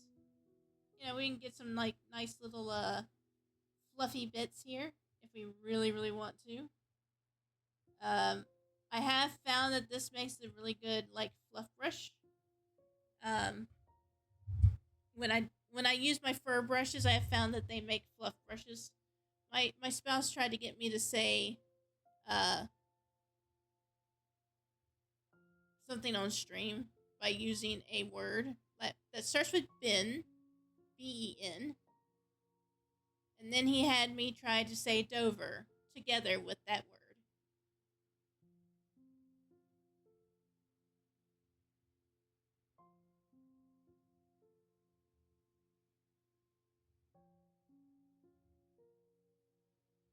I'm gonna take off the ribbon for now.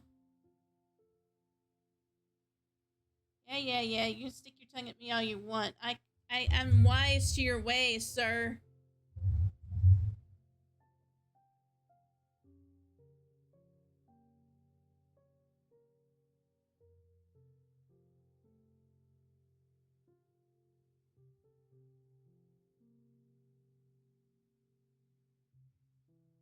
The other thing I'm gonna look at is the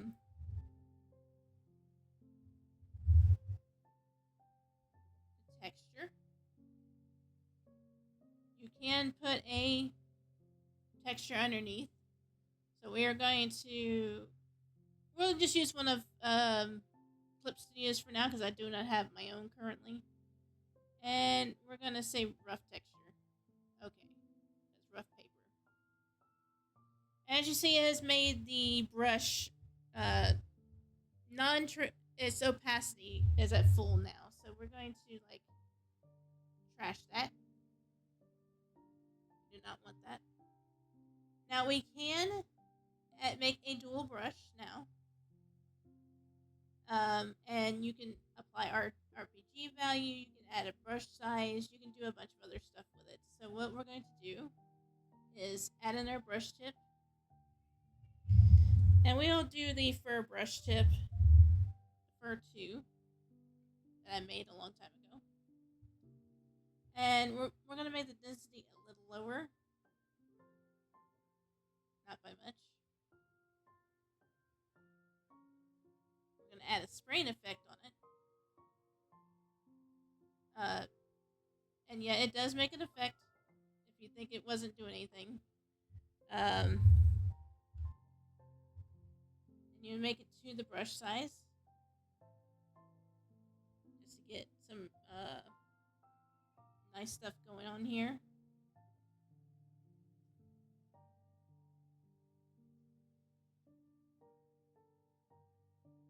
We're also going to make this multiply. Mostly so that it is not, I hit the wrong thing. Multiply, please. Thank you. I have not seen that second brush go. I need to reduce the size of this brush, that's why. Link to main brush size. Yeah, I guess that would make sense. We make the stroke a second blend. And the texture, we're gonna have no texture. Where is the color jitter? There it is. Okay, change brush tip. Now we can go with blend with subcolor, which it can't do when it's doing certain things. But it's nice to have when you have the colors that are here. Oh, I know what the problem is. 1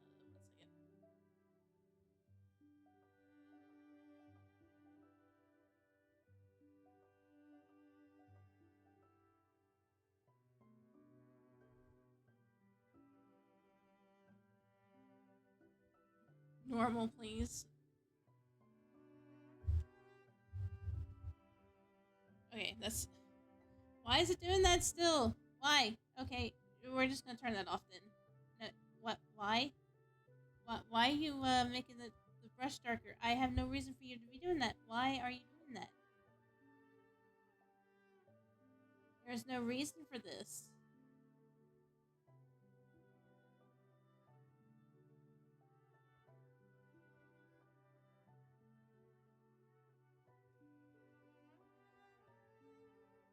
Oh, it's because I'm changing the brush tip color. Okay. Oh, blend with subcolor. I don't want you to do that. No. That'd be a 0, please. I don't want to blend with the subcolor. God dang.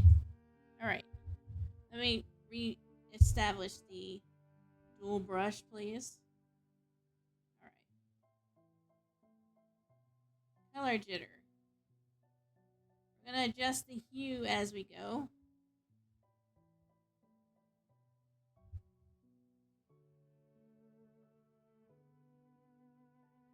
Ooh. Got a neon brush here going.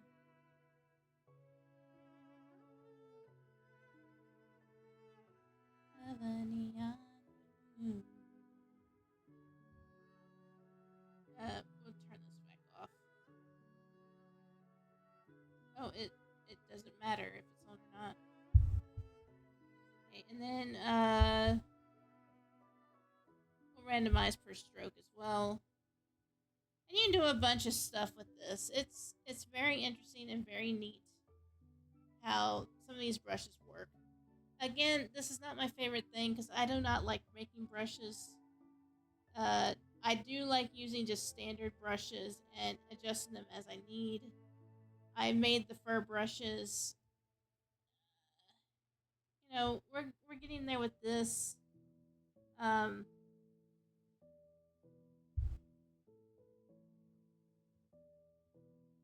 if we sit, no, we're not gonna blend with subcolor. We're not gonna blend luminosity, but we'll do a hue randomized per stroke.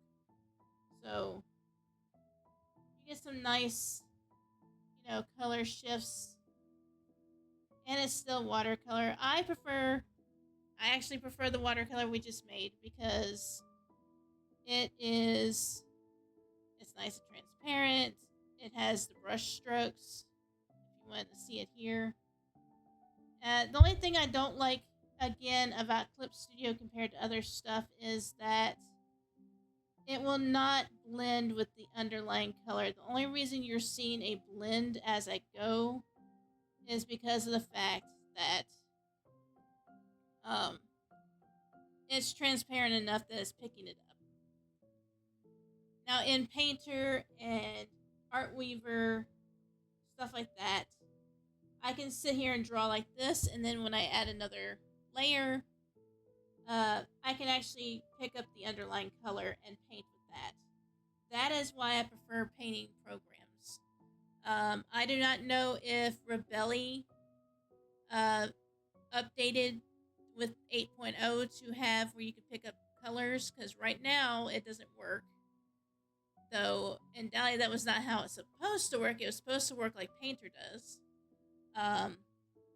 But in DALL-E they are supposed to fix that, but they did not fix it in the prior version,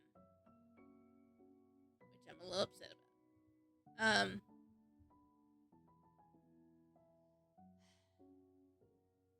I don't know. I am weird in how I work, and I'm probably stuck in my ways in some ways. But just having that traditional feel when I want to do something that looks traditional, like the background I'm doing, is much more preferable to me than trying to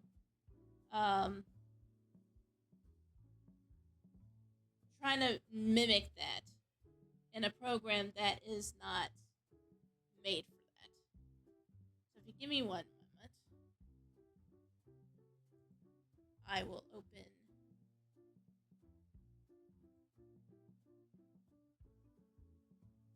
Artweaver 8. This is the free version of it. So if you give me a minute, I will bring it up on the screen.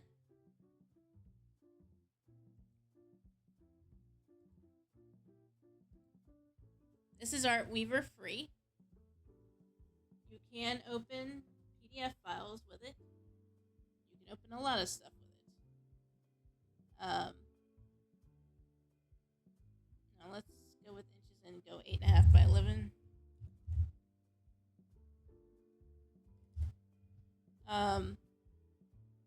And landscape because we want it to be wide. 300 pixels for... Oh, you can't even see that. I hate that. Why is it like this? Anyway, so we're going to open our untitled program here. And then we're going to give it a new layer. So, say I use a brush over here. And I want to use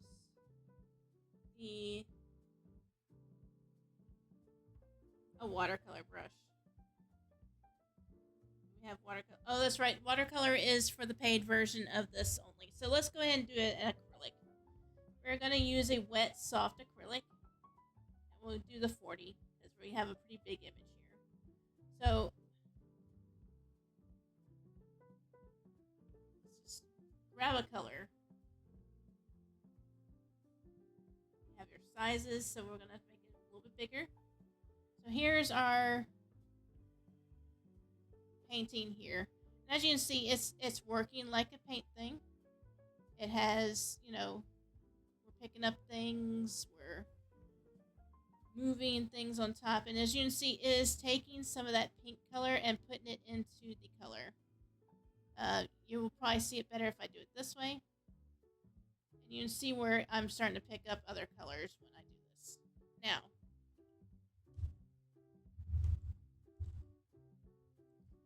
Control A. Delete. Okay. Now a better option of this. We got the blue, and we'll add some pink just to get it kind of picked up on here. As you can see, it depends on where it's at to where it's picking up. Now, if you don't believe me that it's picking up the color and running with it, here's pink only on one layer.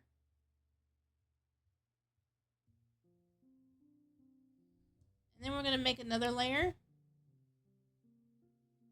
that. And then we'll have this blue. And we have this general. Okay, where is this?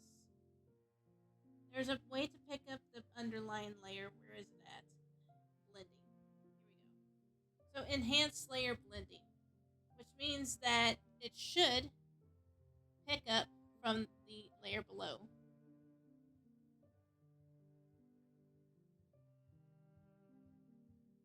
And you turn this off and it's still this color and you can see the pink in it. So it is actually picking up the color and working it upward as you go. So let's do yellow here. Picking up the color. We're going with it. If you add the pink back and paint on the pink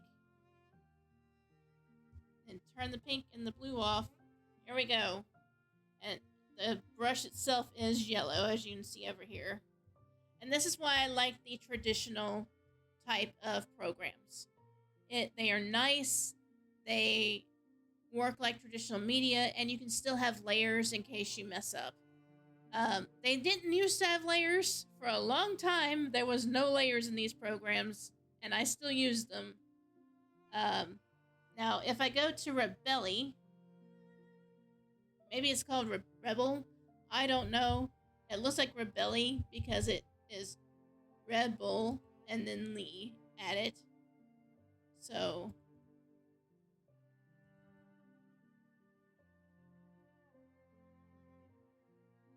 let me open it up and change where OBS is looking.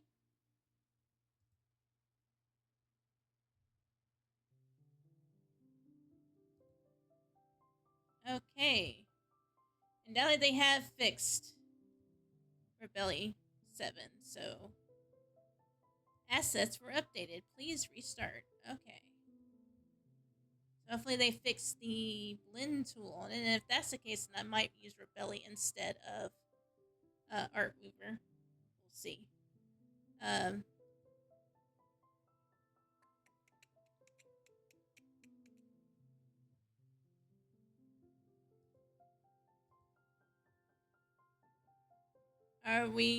Do we just not see Rebelli? Okay then. I guess not. OBS, hello? Okay, there we go. Let's see if they fix this. So, supposedly if you have the pigments on, it is supposed to be able to pick up the colors from one layer to another. So, we'll make a new layer. I'm not going to rename it this right this second. Let's do a wash. We got wash round. And we'll add some red to it, and it'll pick up the colors. Okay. So that works on one layer. Let's see if it works on the other layer. So if I take the red and just keep going, keep going, keep going, and let it accumulate into a red. Again, we'll make a blue cross across here. Now if I wash it,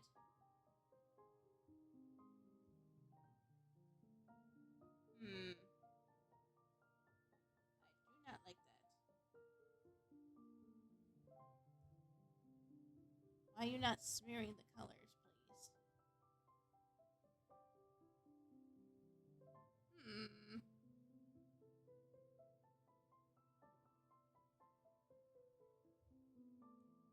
Like how you're working.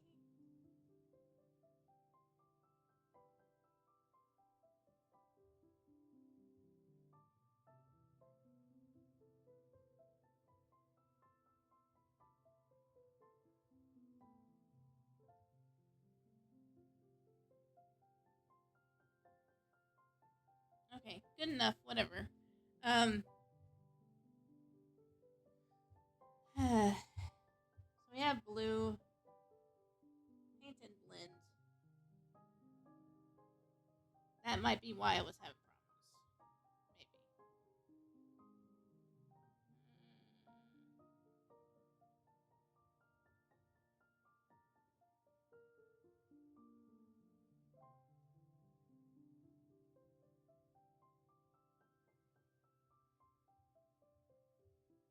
Oh, there we go. Okay, so let's use this oil color brush. So we have blue, and if we put pink on top, it will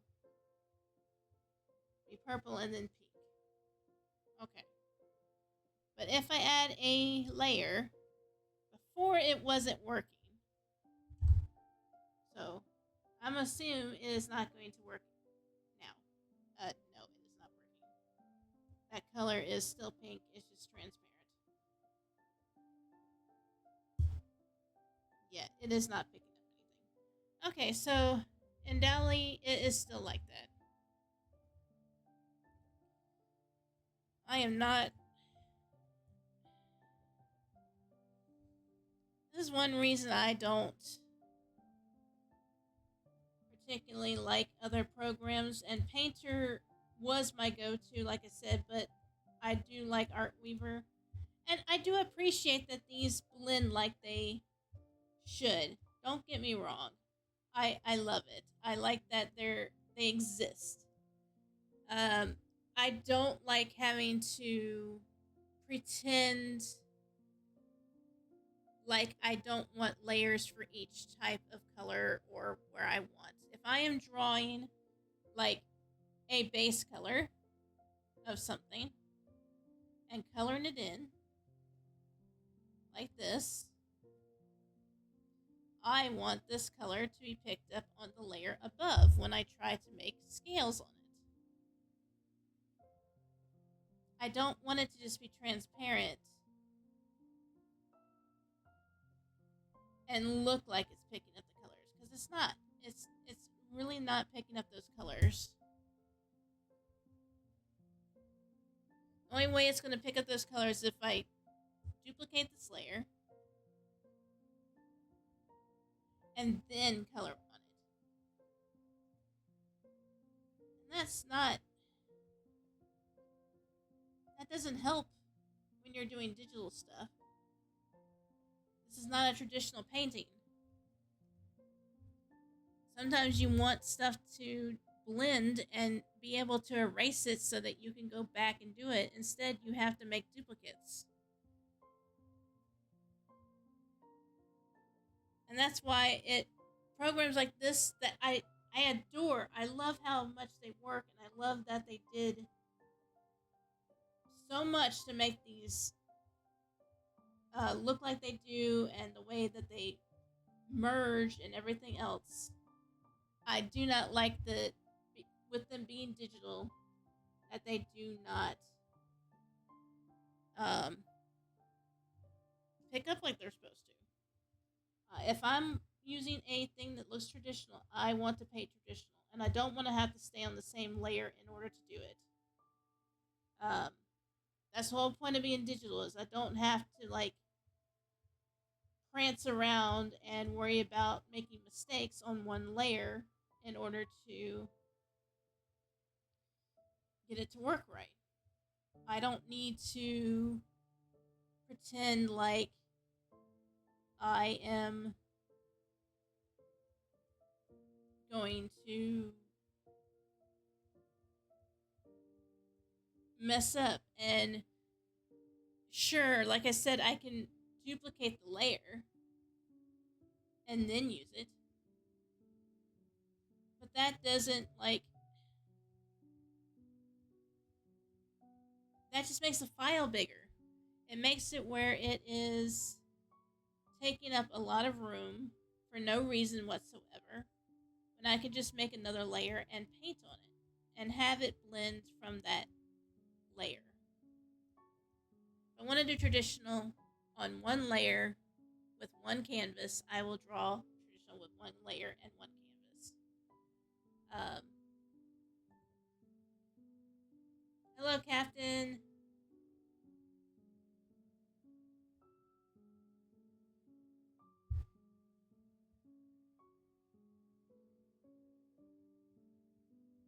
I'm just ranting about paint programs at the moment.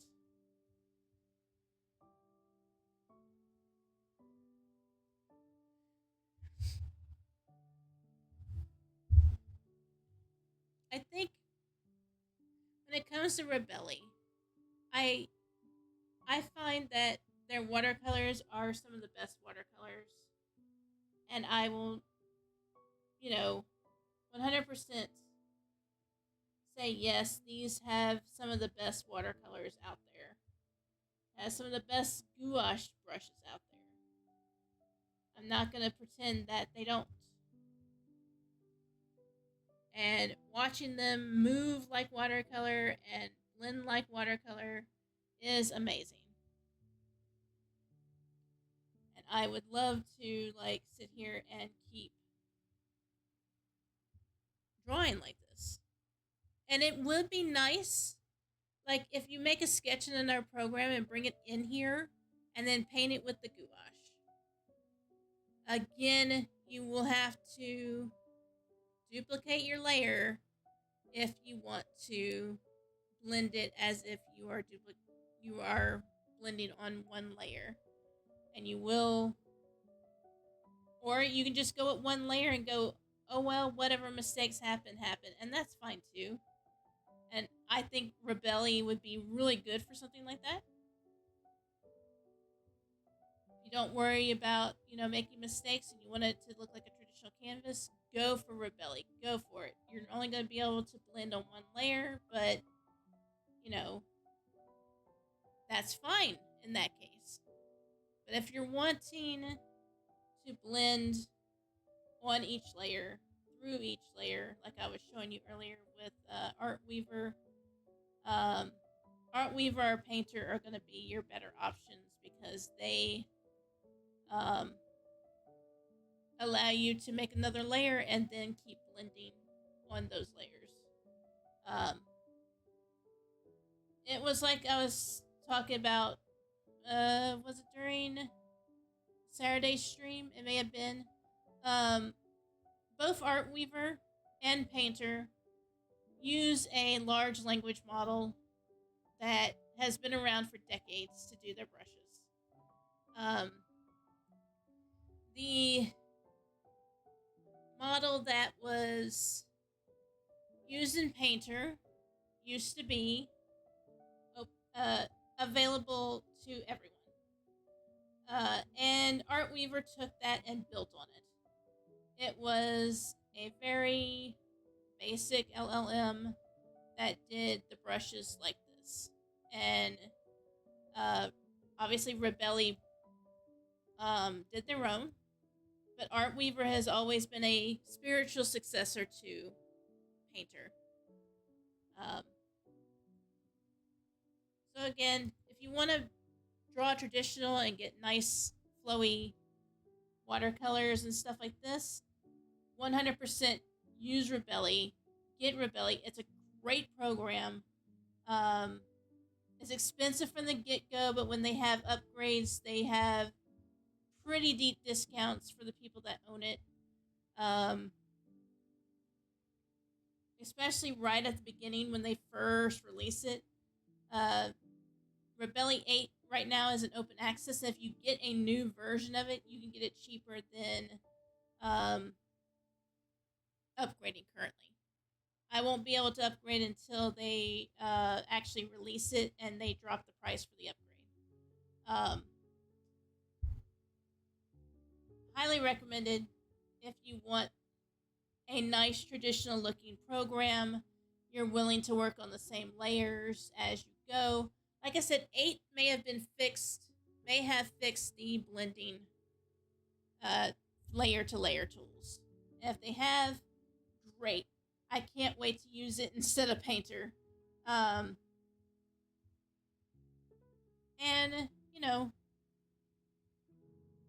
that's just how I feel about this. It is a good program. Go for it. If you're wanting to blend on the layers as you go, get Artweaver. It's an inexpensive program. It's still $50, I think, even after you convert the euros. It is basically Painter, but better, in my opinion. Because Painter gives you this expensive thing, and now they're wanting to start adding Liaison models to it to enhance it for the next update, and I am not having it. I'm not going to be upgrading Painter. If they were just using the LLM like they were doing before and the AI that they were using before for the brushes, fine. But they're wanting to merge Visual FX into it. Visual FX is their Liaison model program, and I'm not supporting that. I'm just not. They have not done it yet. They said they were going to, and it was supposed to be released this year, and I have seen nothing. I don't know if they've just had a bunch of kickback from the users, which would not surprise me. But it is, when that one was released, the one I have currently is going to be the last one I buy. I will be moving over to Artweaver myself. It works a little different, but it's still similar concept. And this is pretty nice. Just drawing random shit. Sometimes you don't need to have any kind of outline or know what you're doing. You just want to color, and that's okay.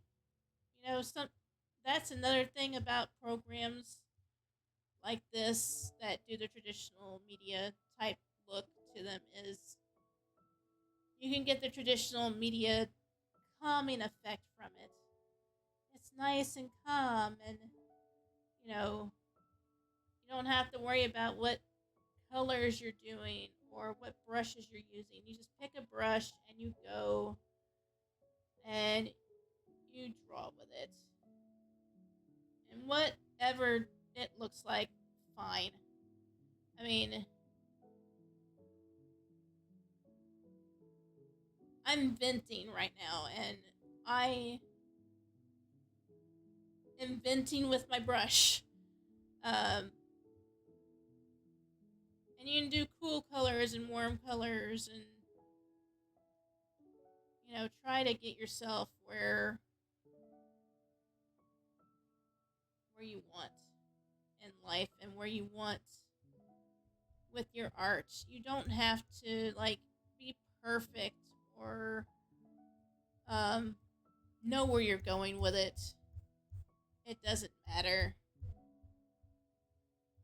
At least when you're just doing something like this, it's more soothing because you don't know where it's going. You're just picking up a brush and throwing it on paper. And sometimes you get nice results. And sometimes it's not the best results, but it is a result. And that's what matters, really. I always have to convince myself that my art doesn't have to be the most perfect thing ever. And it doesn't. And it's been a long time to break myself of that. And I don't want people that are watching me to think that their art has to be perfect either. I want you to have fun. I want you to pick up whatever you have and whatever you're able to use and draw. I don't want you thinking you have to get an expensive program. Oh, let's... We're not saving this because it's a rant piece, but let's go with something that's freeware.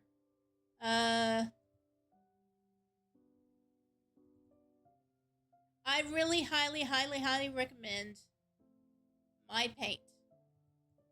It is free, and it has a lot of brushes, and you can get a lot of out of it. There is... Why are you up there? It has amazing brushes on here, considering that it is not meant for this type of thing. So it comes with so many brushes, so many panels. You have brushes from all kinds of stuff here. I'm just gonna pick this one and go with it. This is a free program. Unfortunately, it lags quite a bit when you're doing the fancy brushes. Another program I highly, highly recommend is Krita. I will put it up in here in a second. But My Paint also has the lovely pick up the colors when you're doing stuff. It will pick it up and go. So if you want some blendy, you can go for that. I'm trying to remember where the watercolor brush is. Where a watercolor brush is. They're not as traditional looking, but they are nice brushes. I'm not going to sit here and tell you that they're awful, awful things. They're not. They're great. Here we go. Here's a nice watercolor brush. Like I said, it is slow because this is a free program. Its rendering engine is not like the highest thing out there. It's not sitting there trying to be a perfect program. And if you're doing smaller images, It's great. You can do stuff with it. Don't let, do something smaller if it's too laggy on your computer. I have a lot of RAM and it's um still really laggy. So let's do Artweaver. Um I own I let's do Krita. I own the Steam version of Krita because I supported them back when uh they had paid version on Steam. They still are on Steam. It is free on Steam, and it will update as you're going on Steam. So it's very nice in that regard.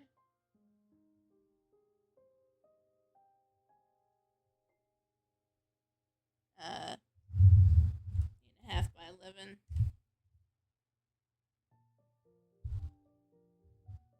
Great. Um, they also have their own brushes and stuff. They have watercolor brushes and gouache brushes. Now, I cannot tell you what these things are because when I hover over them, oh, there we go. Watercolor. There we go. Basic grain, or fringe, or wet pattern. So let's go with round grain. And we'll go and do what we're doing in,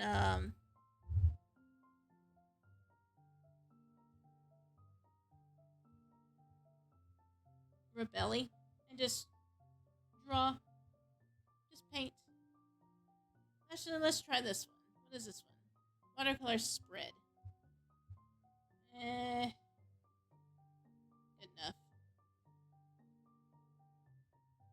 Unfortunately, like I said, these do not work like traditional media. They're not meant to. These are supposed to be things that you use because you're trying to color in a more anime style or something to that effect. And, but it's still good for just going.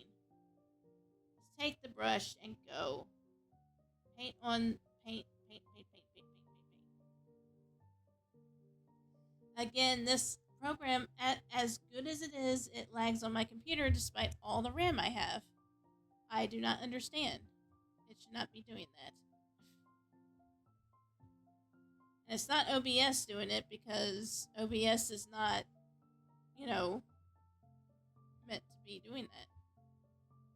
It has never done that to me before. Because you saw it wasn't doing that with Rebelli. But yeah, Krita's good if you want to just go in here and just mess around. As I said, if you want to just paint. I really do recommend my paints if you want that traditional look, but like I said, it will lag if you do anything too big. Krita is good if you're wanting to try to paint like you're doing manga and stuff, or anime, or, just even if you're wanting to do a traditional looking thing. It does have some brushes that are worth messing with for that traditional look. I don't like them personally. They're not my favorite. But I think they would be good if you're like trying to fill in something that has lines or anything like that. But it is not going to work like an actual watercolor. One program that is free that works like traditional. No, I don't want to say that. Is Twisted Brush Studio. Also, Artweaver 8 is free. Artweaver 8 has a free version. You will not have the watercolors, but it is free. I highly, highly recommend it.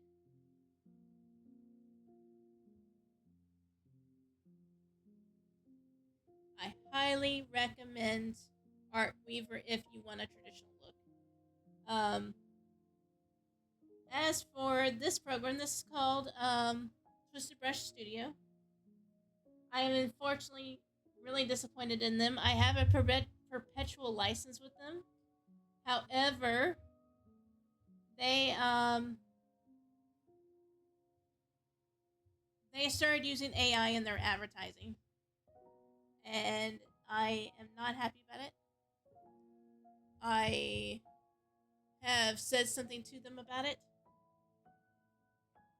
um, and nothing's been done that I can tell. Uh, I won't know until they start advertising to get people to buy new versions of it in about a month.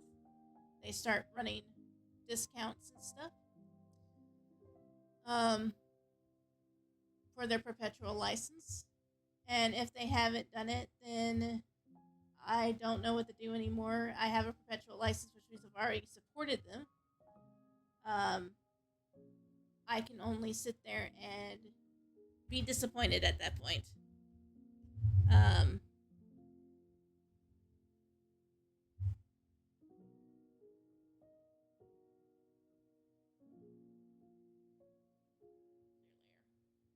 um, but if you want to use their free version, Twisted Brush Pro Studio, it is free. Um, well, one of the version that they have a free version. I highly recommend using it if you want to use it. I do not recommend buying from them until they do something about using Leon models to advertise, because it's false advertisement. That's not how the art works out of their program. They don't use Leon in the program. They haven't yet. And that I've seen, they haven't added it either. It's just their advertising has been using it. So I'm worried that they will start adding it to the program. I am on version 26.05. And I will probably stay with this version, except for the minor update that they have. And if they add Leanne models, I will not upgrade. Which is disappointing. I was hoping, being really hopeful for them, because they had the free program and they had the paid program that did really well. And unfortunately, that's not what happened.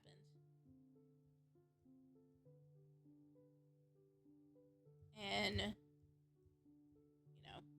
this one doesn't work exactly like traditional media. It just has enough transparency that it looks like it does.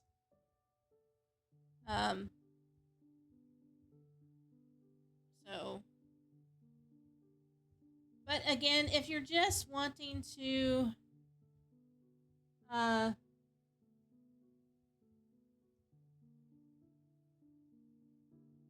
if you want to just flow with the traditional look, this is a good free program to do it in. Again, I recommend Artweaver. Yes, I saw them. I said hi to them. Did you not hear me earlier? They didn't hide from me. I saw them. As much as I'd like to,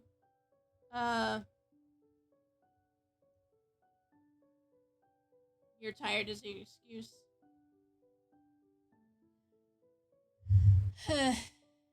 Other free programs. I have so many. Again, Artweaver 8 is the newest version of Artweaver. Highly, highly recommend the free version. It's got a lot of stuff going for it. It's missing some brushes, and you can't make new brushes with the free version. But it has layers. It has the blended layers. It has everything you could probably want for a traditional go. Las Paint I don't use very often, but I've heard good things about it. Fire Alpaca is decent. All these are decent. I have Artweaver here. I have CHA SYS Draw, and it's got a few things going for it. I have not used this extensively because it's very complex. Even I don't want to touch with it. Fire Alpaca is like Paint Tool Sai. It's also related to Metabang, but it doesn't have the advertisements and it doesn't have a bunch of other stuff. And you can do animations in it. Metabang is no longer free. The last free version was the prior version of it. If y'all want it, I can give it to you, but I highly recommend getting Fire Alpaca instead because Fire Alpaca does not have advertisements in it. And it doesn't try to get you to sign up for their services. Laz Paint is very old.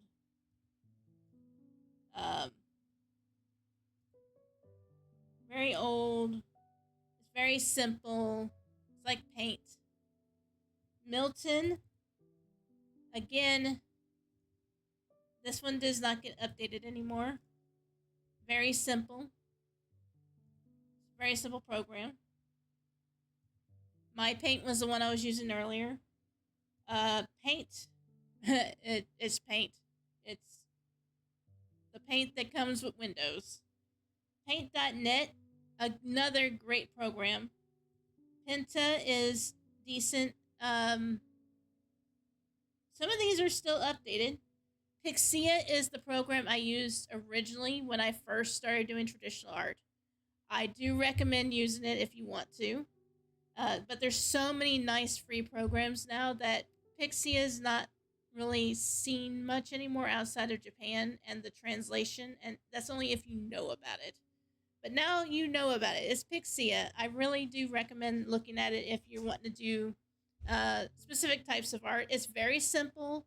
It has an ink brush and it has paint brushes, and it's simple. It's not complex, and it gets the job done. Highly recommended. Real Word Paint. I have not used it yet. So we'll get into that another time. Scribus is in a design alternate. That's why I have it on here in parentheses. Sketchbook. If you can get the free version of Sketchbook that was given for Autodesk, I do have it. Again, I will give it to you if it is something you want. It is no longer created. The people that Autodesk completely gave up services on it. The people that originally had it have it again now. It costs money, but from what I've seen, they are not doing a lot to support it. It's supposed to be on the Windows Store. I'll look at it right now, actually.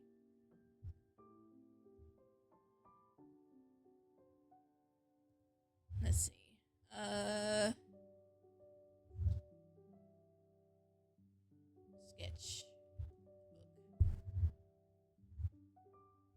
Sketchbook Pro. $25. It does not have...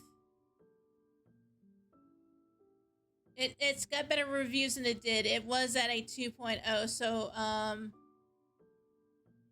going to assume that it is doing much better now.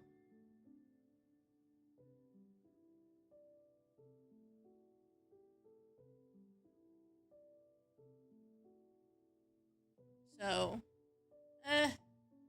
you'll have to see if it's worth it for you. I recommend just asking somebody that has the free version to do it. Smooth Draw, again, is a simple program like Paint. Speedy Painter is no longer updated, but it was used for doing speed paints. If you want to do a very quick speed paint, it's very simple. All it does is paint.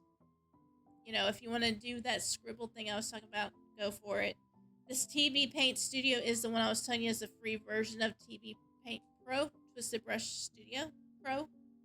And Verve Painter is no longer free because the person finally got it to 1.0 and is charging for it now. It's not my favorite. But it's there. As for paid, you can see I have a bunch of stuff here. The ones I own that are paid are Art Rage, Clip Studio, Corel Painter 2023 version. Krita, I have in the paid version. It no longer has a paid version, but I have it here because I need to remember I did pay for it. Like I said, it was to support them. I like supporting stuff like that, and I supported it a decade ago when I still wasn't disabled and I had the money to do it. Luminous Studio is from Twisted Brush Studio. Paint Storm Studio. If you plan to change your email, do not get Paint Storm Studio. It will not let you change your email.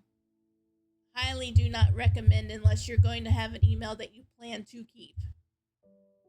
Project Dog Waffle does have a free version. It's okay. I find it too complex to really mess with too much. But you get it from the actual developer. You can get it from the actual developer. I wasn't punching my desk. I was typing. You can get it from the developer for cheaper than you can on the actual Project Dog Waffle site. So if you need that website to get it for like $26, I can give you that. Realistic. Again, it's by the same people that do Paint Storm Studio. They will not change your email if you lose your email. Do not get it unless you have an email that you plan to stay with. I do recommend Rebelli. As you saw, I was using it earlier to do my little rage art. Paint Tool Sai. I highly recommend it. The guy that is one developer, he does put updates out. And if you own Sai, you can get Sai 2 for free. It's a good little program. And Twisted Brush Studio, you heard what I said about that.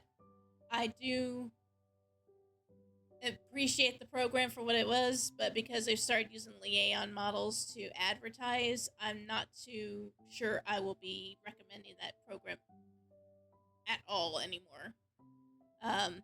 But the free version, go for it. Take up their server spaces, go for it. Black Ink, I bought on Steam. They no longer update, so I do not recommend that one. But Black Ink was a vector program. It was supposed to be this painty vector program, and for some reason, they just stopped development. So, or maybe that was Inkfish. I think it was Inkfish.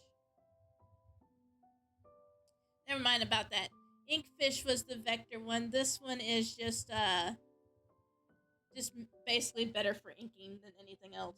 And I mean traditional inking, not line work on your program. And then I have pixel art programs here if you want pixel art programs. And vector, Inkscape is one of those things that are... I really highly recommend Inkscape. They're adding a bunch of plugins and features that are in Illustrator now. Like, they are catching up to Illustrator.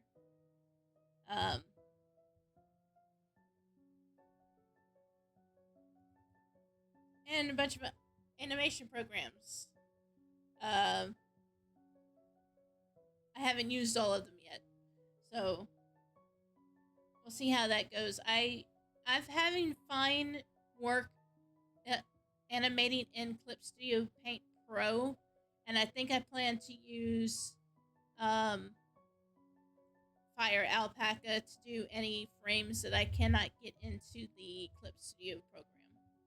So,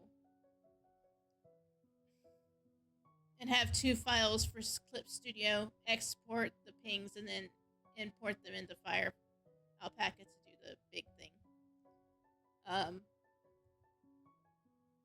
And I think that will be more than likely the end of my stream for today. We will go back to the background next week once I move all the files over to I want to get Artweaver, which I can't buy next week because it's not going to be time yet. I won't get paid until the 1st, which is Thursday. Oh no, I get paid on the 1st, which I could get it. Let me think about that. If I don't get Artweaver by the time we have another art stream, I will use Clip Studio and we will just start making the icons for Discord. My Discord, which is not open yet. We'll get there. I want to get a few more followers before I open my Discord. Thank you all for coming. Sorry for rambling so much today. It's just been a rough day. I had a doctor's appointment, and I've just not had a lot of spoons. But the fact that I just got, through 3 hours, I guess we did pretty decent. Yeah, we have a friend that is streaming, so I will go raid her. So if you want to stick around to do the raid, she's playing Star Citizen, so check it out. I probably will pop in, but I probably will not stay. Like I said, I do not have the spoons. But do enjoy her stream. She does. She likes interacting with her channel and stuff. So, have fun with that. Now you can see all my Foogies. Look at that. I need to get that off. Anyway, let's get y'all over to that stream. What are we doing? Okay. And y'all have a good day. And take care of yourselves. How do I do this? I think I can just slash raid. Yeah.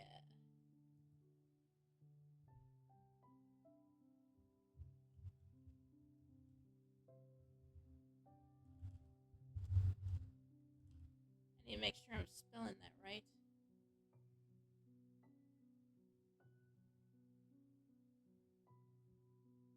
Okay.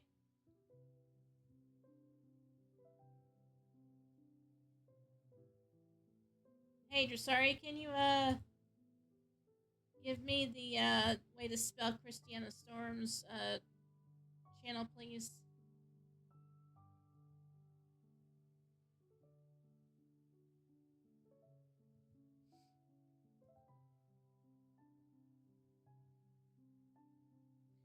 Can you put in the channel how to spell Christiana Storm so I can spell it correctly, please?